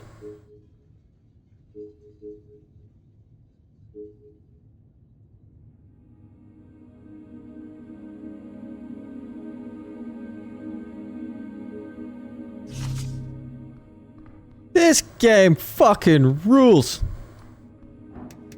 It's like a genuine sense of progression. You approach a crate full of sand. Inspect the crate. You notice little markings on the back with the letters HBWT that has been tossed behind it. Look at the sand. The crate's filled to the brim. It's just sand. No. No. Hey Snow, what's up with this weird crate of sand? Goblin glances over at what you're doing. Let's see, that's, his eyes open very wide. Nope, back off right now. He pushes you away from it. You're scared of a little sand. Try to keep you alive, dumbass. Prove how much of a man you are by touching the sand anyway. Your gloved hand trails across the surface. The sand shifts slightly at your touch. Underlined choices are more risky, but might offer more rewards. Go deeper. You dive in with your whole hand, fingers first. This one does not. Then you feel a tug, a grip, and finally a pull. Wait, hi! Cleric, what are you? Your shoulder is almost pulled off at its socket. Cleric! You manage to pull even from engulfing most of your arm, but the process the sand grabs the front of your helmet. No! Your face is now sinking. I should give up, right? The sand will be a benevolent master. Yes, and the sand is simply too strong. You grow weaker. Whatever you do, do not let it get the helm. Escape without losing your helmet. You grab the crate with both hands. The hazy noise of the head no longer filled with so much blood screams in your ears. I will not die in this crate! Filled with pure fires of adrenaline, your muscles creak and your bones crack. It pays off within seconds. You rock hard. The rock hard grip of the sand loosens, then drops entirely. You swing your head back and fill your lungs with air. Trail of sand follows you. Gulp. Crate of sand. Within an instant, the sand snaps back into the crate, not a single grain dropping on the floor. You stumble back. The goblin lets out a relieved sigh. I knew that sand would be trouble. As you go over at the crate, you see its content now lies still, like nothing happens. What was that? That, cleric, is a crate of mosquito sand. Without explaining it further, the goblin sneaks up behind the crate, grabs its lid. Moving more carefully than you've ever seen him before, he gently places the lid on top of the crate once more. Something must have startled it to make it push open the lid like that. He wipes the sweat from his brow. What would it have done to me if... From what I understand, it would have choked you, drained you of blood, slowly mushed you inside the crate. Sounds like a good weekend. Now let's leave it the fuck alone. Fair enough. Sounds like a plan to me. I should heal, maybe? I've got druid points now. I can't lock in because I might be a druid. What if I'm actually a sweet druid and not a barbarian?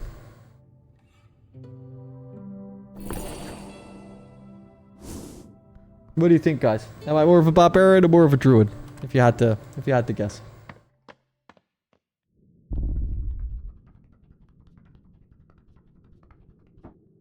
I need to touch this, but...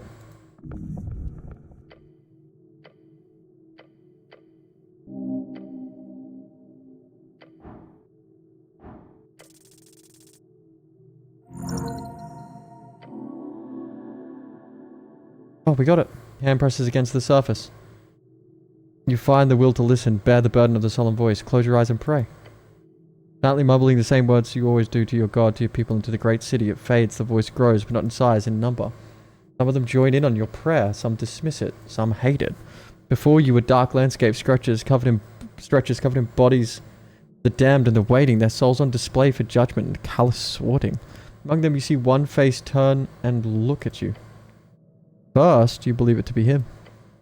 Then you understand it as the man who appears to be both younger and older, gives you a kind of look of regret a father would have seen the return of a lost child. He turns his face to the stairs. You watch him go again and again. Again. Your heart is racing, blood pumping. You get a grip, the vision has faded. Whatever you saw, it quickly disappears deep into your skull. The pillar does not whisper here, it screams. Go down, further down. You understand plainly there's more of the pillar to be investigated. Further below. Finish up. Okay.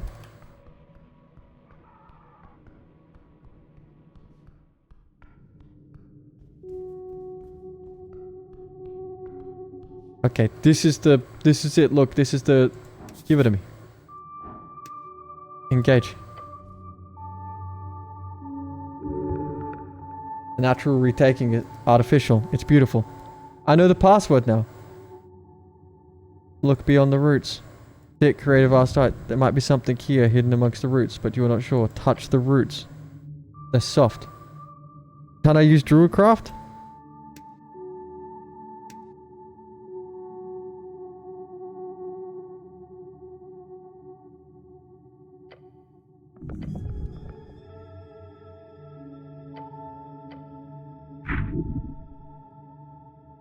Minon seki kaspuni.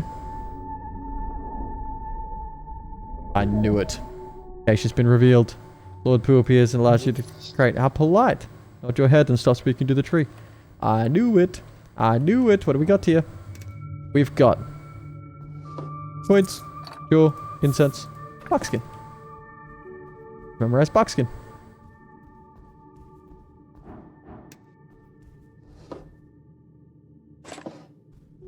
Oh, we can speak to the...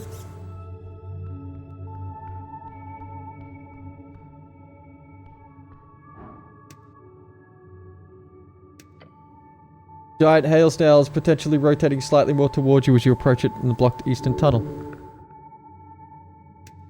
Speak with animals! A deep clicking emancipates from the hail snail as it speaks. Esoteric tingles fade. Clicking that slowly transforms into a sentence. Little guy. Yeah, friend. Yes, I am a friend. Friend. Snail's muttering echoes through the cavern. I am Reckham. Lord Reckham Namir. You stand before a solemn soul. You're a solemn soul, why? I am trapped. The cult, it calls me. I sleep but not sleep. Esoteric ice binds me. My children, they sleep too. We cannot move. Lord of what? Lord of Escargotori. My children, 6 in number. Yeah, small still, that they will grow as I have grown. How'd you end up here? I fell asleep in this hallway months ago. When I awoke, I was growing larger and larger. Colder and colder. The esoteric cold, it feeds on itself. Now I cannot move. Cannot warm. Cannot wake. Who are you voting for in the election? Election? What is election? Some people choose their leaders. Choose? We do not choose. The strong, they lead. The old, they guide. This is the way. But if I must vote, I vote for whoever helps snails. We are forgotten. Do you know anything that can help me when it comes to the mystery of the tea shop that blew up? Tea shop? I do not know this. I know only cold and sleep and the slow turning. Someone asked. Could I break the esoteric effect causing the snail lord's hibernation? You have a feeling you could. In either case, you must try. Help him. No! Fucking kidding me. Focus on the esoteric energies. They slip through your mental grasp. Not strong enough yet. You could try harder. Force it with your body. Apply heat directly to the shell. It would hurt. A lot. Do it. You press your entire body against the frozen shell. The cold burns. Ice forming on your armor. But your body heat, it's working. Just a little more, push through the pain. You focus on the esoteric strings. The ley lines connecting the snail to the pocket dimension. There, you see it. Your body warmth. Your presence. You press against the barrier. The pocket shudders, then shatters. The esoteric ice begins to melt. Slowly. Very slowly. But it's working. You did something? Yeah, it broke the esoteric effects. Oh, so that means it'll move away from the passage. Well, yeah. Right, that'll make Lady Sageleaf very happy. He groans. In case you missed it, this snail's been stopping all the goblins from doing hard work for Lady Sageleaf. He would have preferred for the snail to remain, but he'll not complain about it beyond these guttural noises.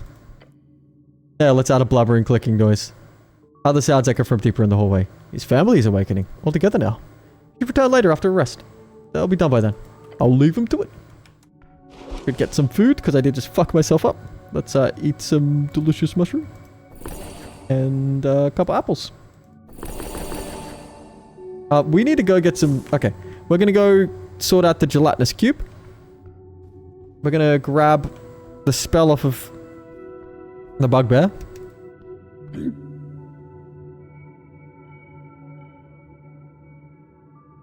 Can I have the spell scroll you've got? No, of course not. This is a gift, I can't give it away. From Neeson, right? She told me I should tell you to give it to me. Oh. Okay then. Great respect for the Elven Druid. Okay. Okay. Constitution's so happy that we can fucking make apples now. Yeah, he's stoked. Infinite apples.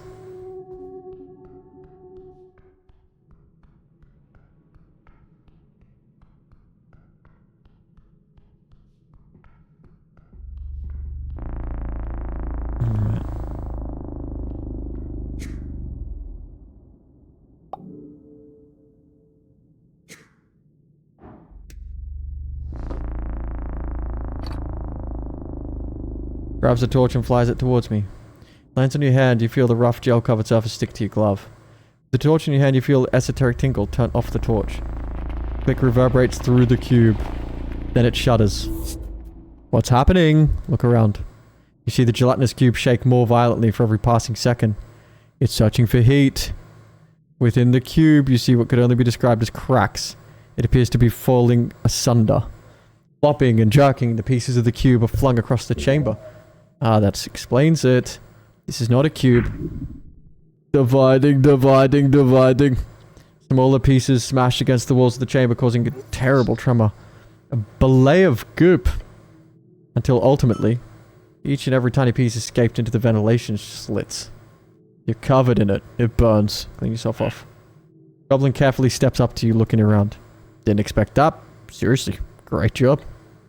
You see the last pieces of goop slip down to the cracks near the walls. What happened here? Gelatinous cubes are able to unite for a short duration. However, if more than two were to pack together, the combination would become unstable within seconds. What happened here was obvious. A multitude of cubes came together to enjoy the endless heat coming from that rune torch. Heat, or perhaps due to some cosmological chance, the unity of the cubes found an equilibrium, which was then disturbed once you turned off the heat source. The cube sure dropped a lot of stuff around the place. Let's see if anything's interesting. You hear the excitement in his voice. He clears his throat. Related to the tea shop, that is. There are torches, pouches spread about the chamber, perhaps magic items left behind by previous victims. Cool. Loot.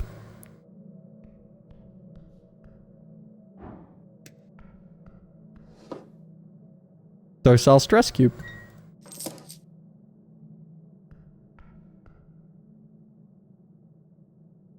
Alright.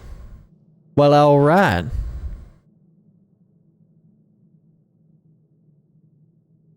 Alright.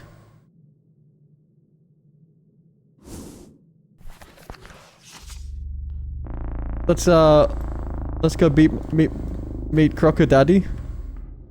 Get ourselves some slug dogs. Give me your hefty slug dogs, Crocodaddy. There he is. Hey, I got some more mice. Do I have 5 yet?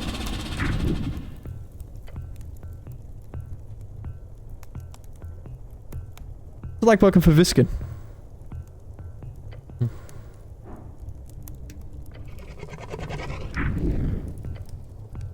Can I get some slug dog? Haggle for some slug dog. Haggle for some slug dog. Haggle for some slug dog. Nice. Thank you, Crocodaddy. He's sweet. Could the docile cube be eaten? So I think it's a trinket.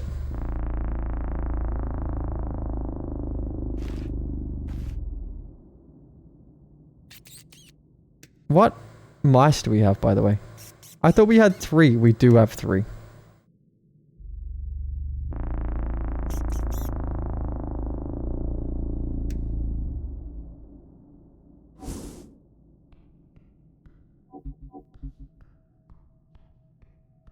Okay.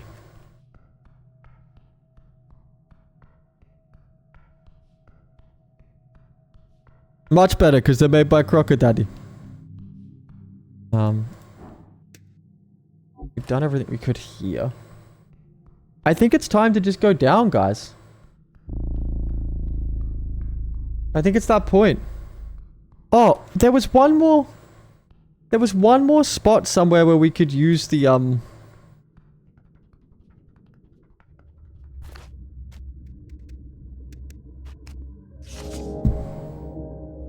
God, I got so many quests on the go.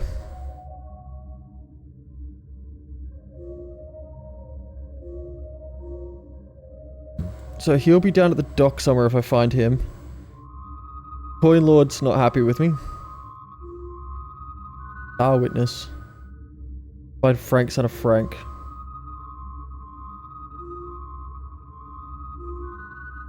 We're gonna find out what the milk is all about.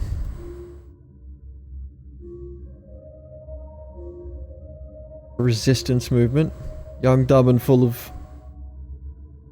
Alright, we'll have to go down there. Missing paladin. Overtake you. Alright. We have to work out what's going on with Binksy Mummy too. Alright. Lock in, Bobs. Oh, crap. What was that? There's something here to read. I feel like there was... Oh.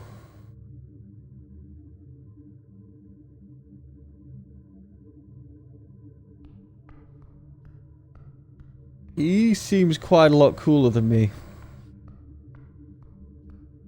Uh-oh.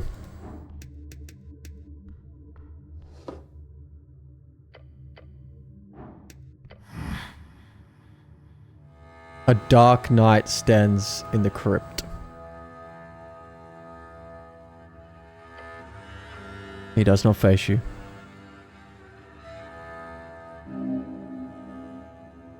You are no threat to him. He is very, very still. Unmoving. Unbreathing. Excuse me, His armor creaks, his body moves. A voice. Soldier. Well fought. Bow my head. He holds out a gauntlet towards the open tomb. Divinity. Hold ground. Feel it. This guy scares the shit out of me. Snell whispers to you. Such an edgelord. What do you mean? Feel it, soldier. The windy voice barks at you. What?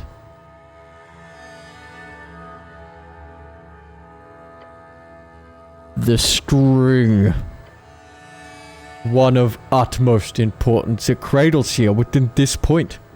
The first tomb of your god. No! No, fuck! No! This fallen place corrupted full of dread. Fear lies within your heart. This place is nothing compared to the sanctity of this place.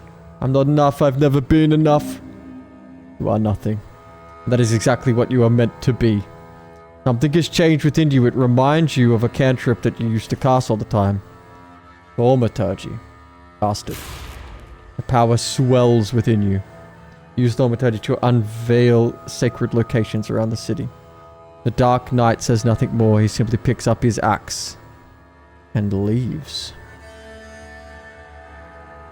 You hear him take the stairs up to the Temple of Earth, leaving you alone in the crypts. Wait. Has he gone and fucking butchered everyone upstairs?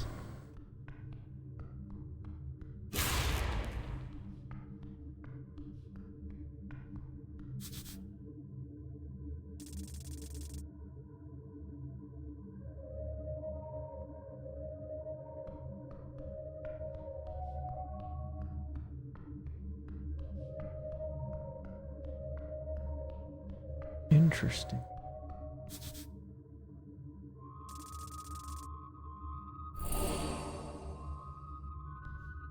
Holy.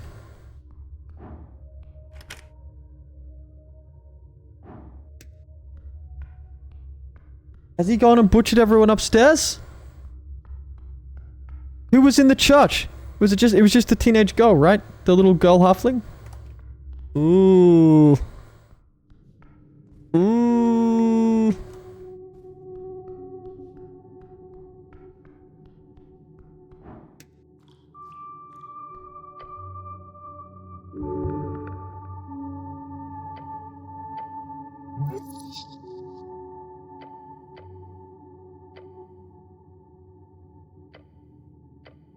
Trying to see.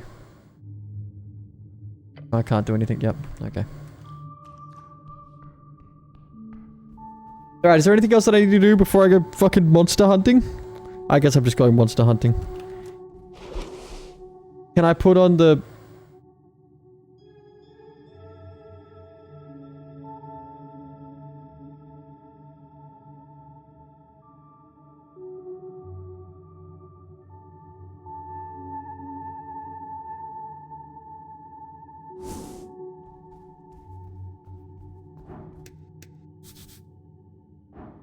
Oh, we still need to... There is one more thing we need to do. Being that we're 48 hours into investigating the tea shop, and we haven't gone to the tea shop. I think it's time to go to the tea shop. What do you guys think?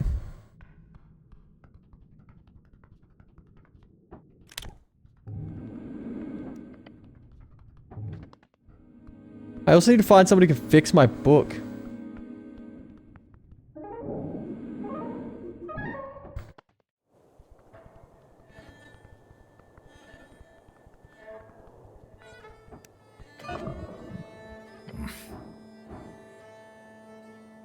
Right, tea shop. So what's the plan, cleric?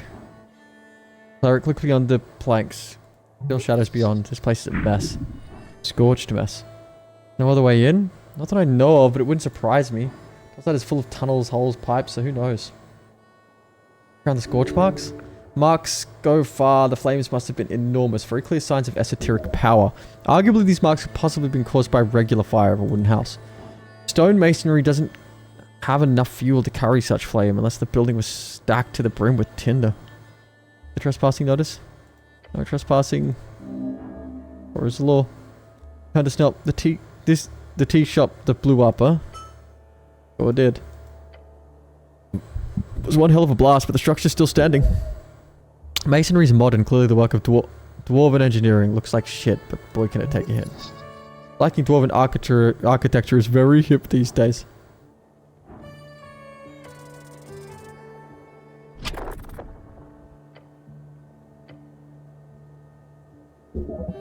Esoteric force shimmers. Grab it, muscles ready. The power of the seal, it burns! An intense pain shoots through your lower back and shoulders. The pain is immense. You try, but the planks are nailed esoterically in place. You must try harder to break them again and again. Magic cannot be forced through, obviously. We need to find another way. Well, it was worth a shot, cleric. You probably just talk to your coin lord up the hill. I tried to. He won't let me do it. He said, do I have enough stuff to buff my strength?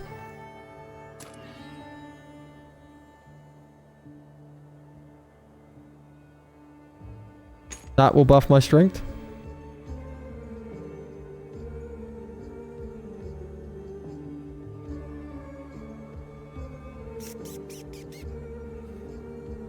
This will buff my strength.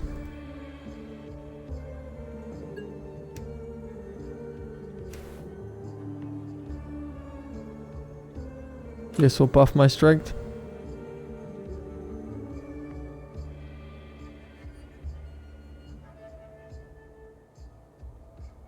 This will buff my strength.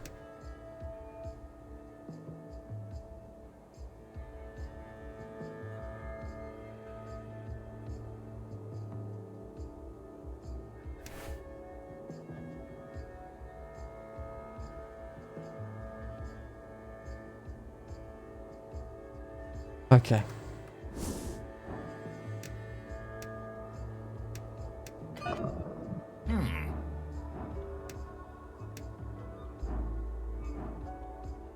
Oh, I still can't hit it. I basically have to get a natural 20.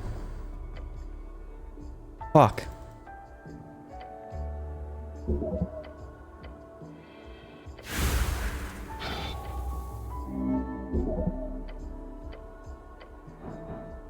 Shit.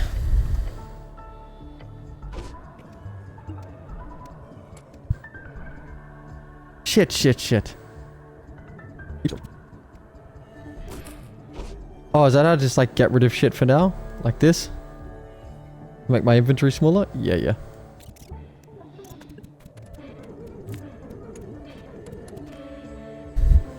Okay. Gotta be another way in. Yeah, I think so too, Bluey. Where? Where is our other way in, you know?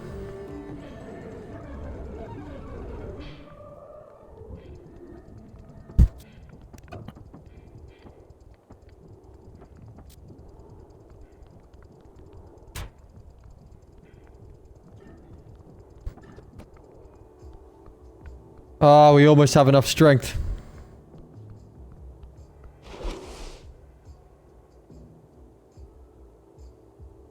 Can almost get there.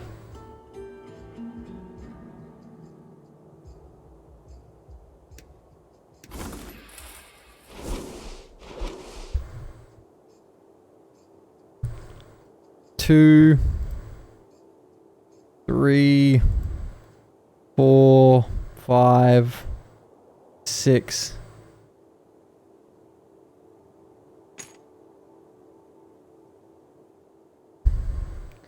Ah. They get to 6.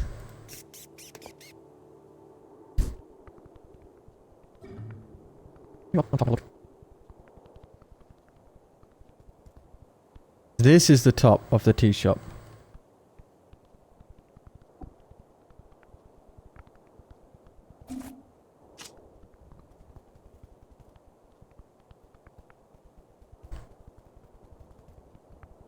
Alright. We might just continue our quest downwards. Looking for the yellow man. We can't get in there. Unless we have higher strength or the key. And we're not going to be able to get the key without swearing an oath to that magistrate cocksucker. And I won't do that. On pride and principle alone, I won't swear an oath to the magistrate cocksucker. Got some eggs in it. You shot something silently below. Unguarded. Must be a gull's nest. Just don't climb out there, man. You'll die, like, for sure. I'd really like to climb out there and give it a shot. No. Come on. Just a little thrill. Push it despite your groaning stomach. No, you'll die. I fell into a river once, why not twice? You got twist at the thought of tumbling down those red rocks. Stop this. You have nothing to gain. Yeah, nothing to worth. Not at all. Yeah, let's not. Take a step back.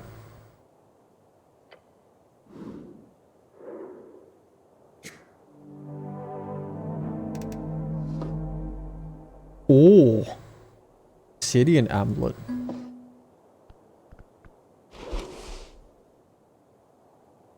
Charisma. Dex. What does that one do? Constitution. Charisma.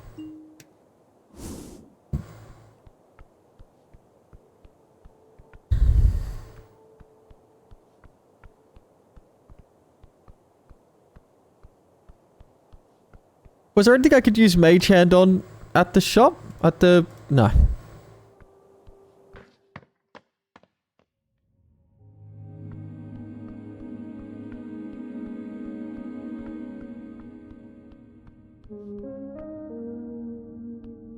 I really feel like I need to fix my spellbook. But I've lost the information of who I need to speak to. I don't think it kept track of it. It's got the mission. Then I found a poster, but then I ripped the poster off.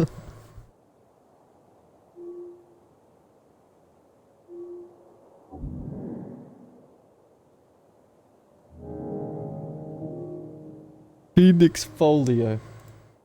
There's someone I need to speak to, but I don't know how it keeps track of it. I know it has kept track of it somewhere. But where? Probably in journal. Free Strider. Politics. Nature. Literature. Language. History. Geography. Book. Clerics. Skills. City.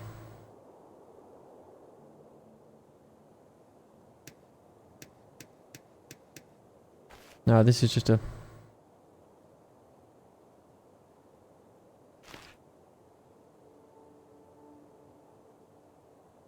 Temple of Earth.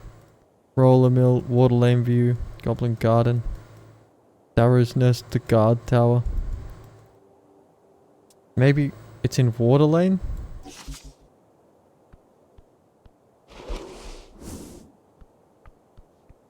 Maybe I need to go to like Water Lane / Pillars Crossing or whatever.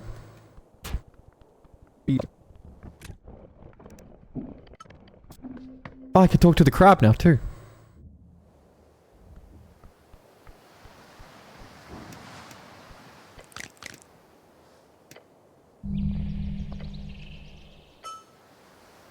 Hello there, big fellow!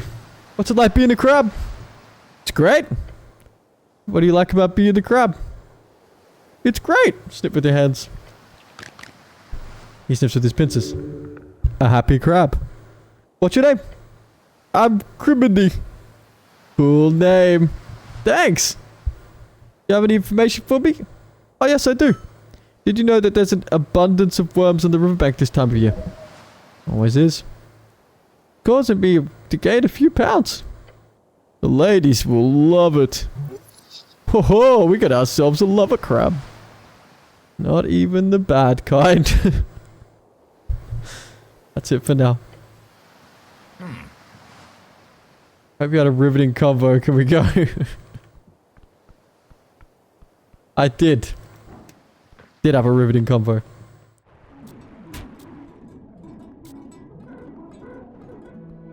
Oh, we've got to talk with animals so we can talk to that griffin now too.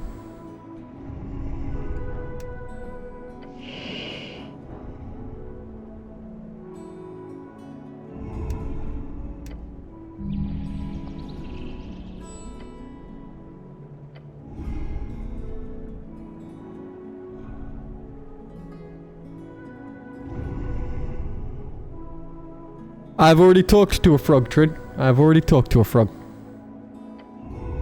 You foolish biped.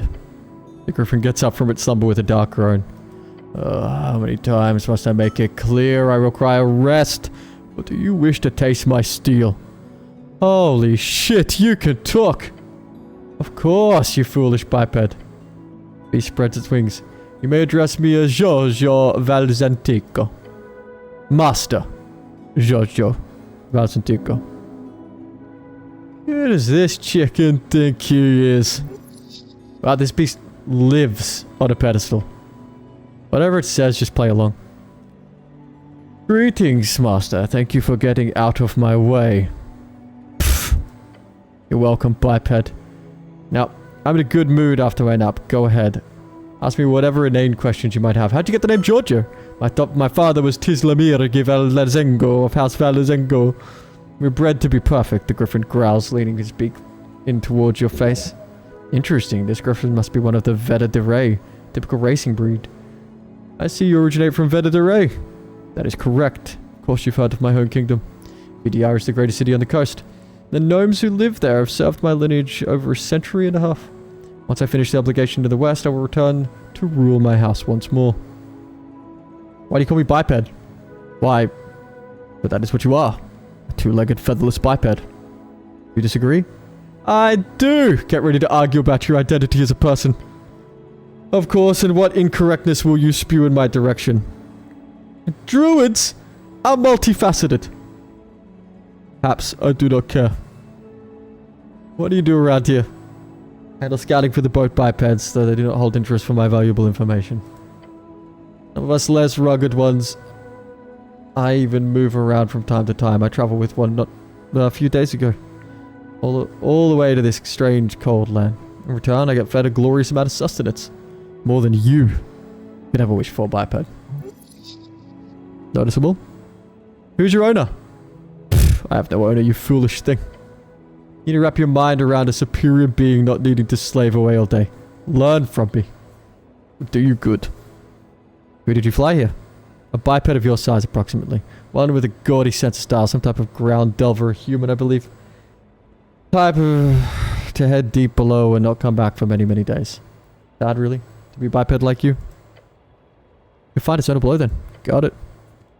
Sleep well? Until you showed up, yes. I had a dream where I kept smacking bipeds like you around. It was wonderful. You're kinda chunky. Fed well, yes, thank you. I'm very rich indeed. He doesn't see that as an insult. Weird bird. That's it for now. Voice disappears from the griffin immediately. Had a good chat. Didn't sound like you were best friends exactly. What did it sound like to you? You've essentially been squawking for a while now. I would have laughed if the noises coming from the griffin didn't scare the shit out of me. Sounded like you'd be gutted any second. That's, the griffin and I came to an understanding, I think. Sure. Let's go before the bird changes its mind.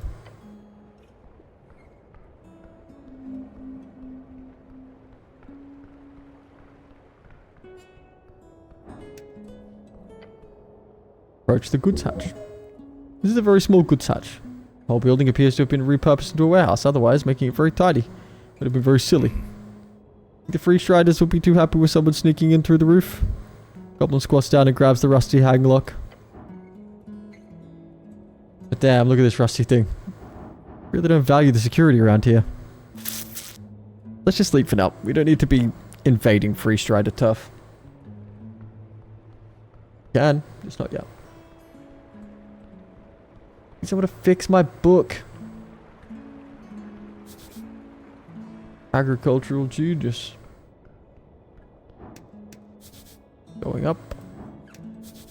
Office of Sniffier Applicant.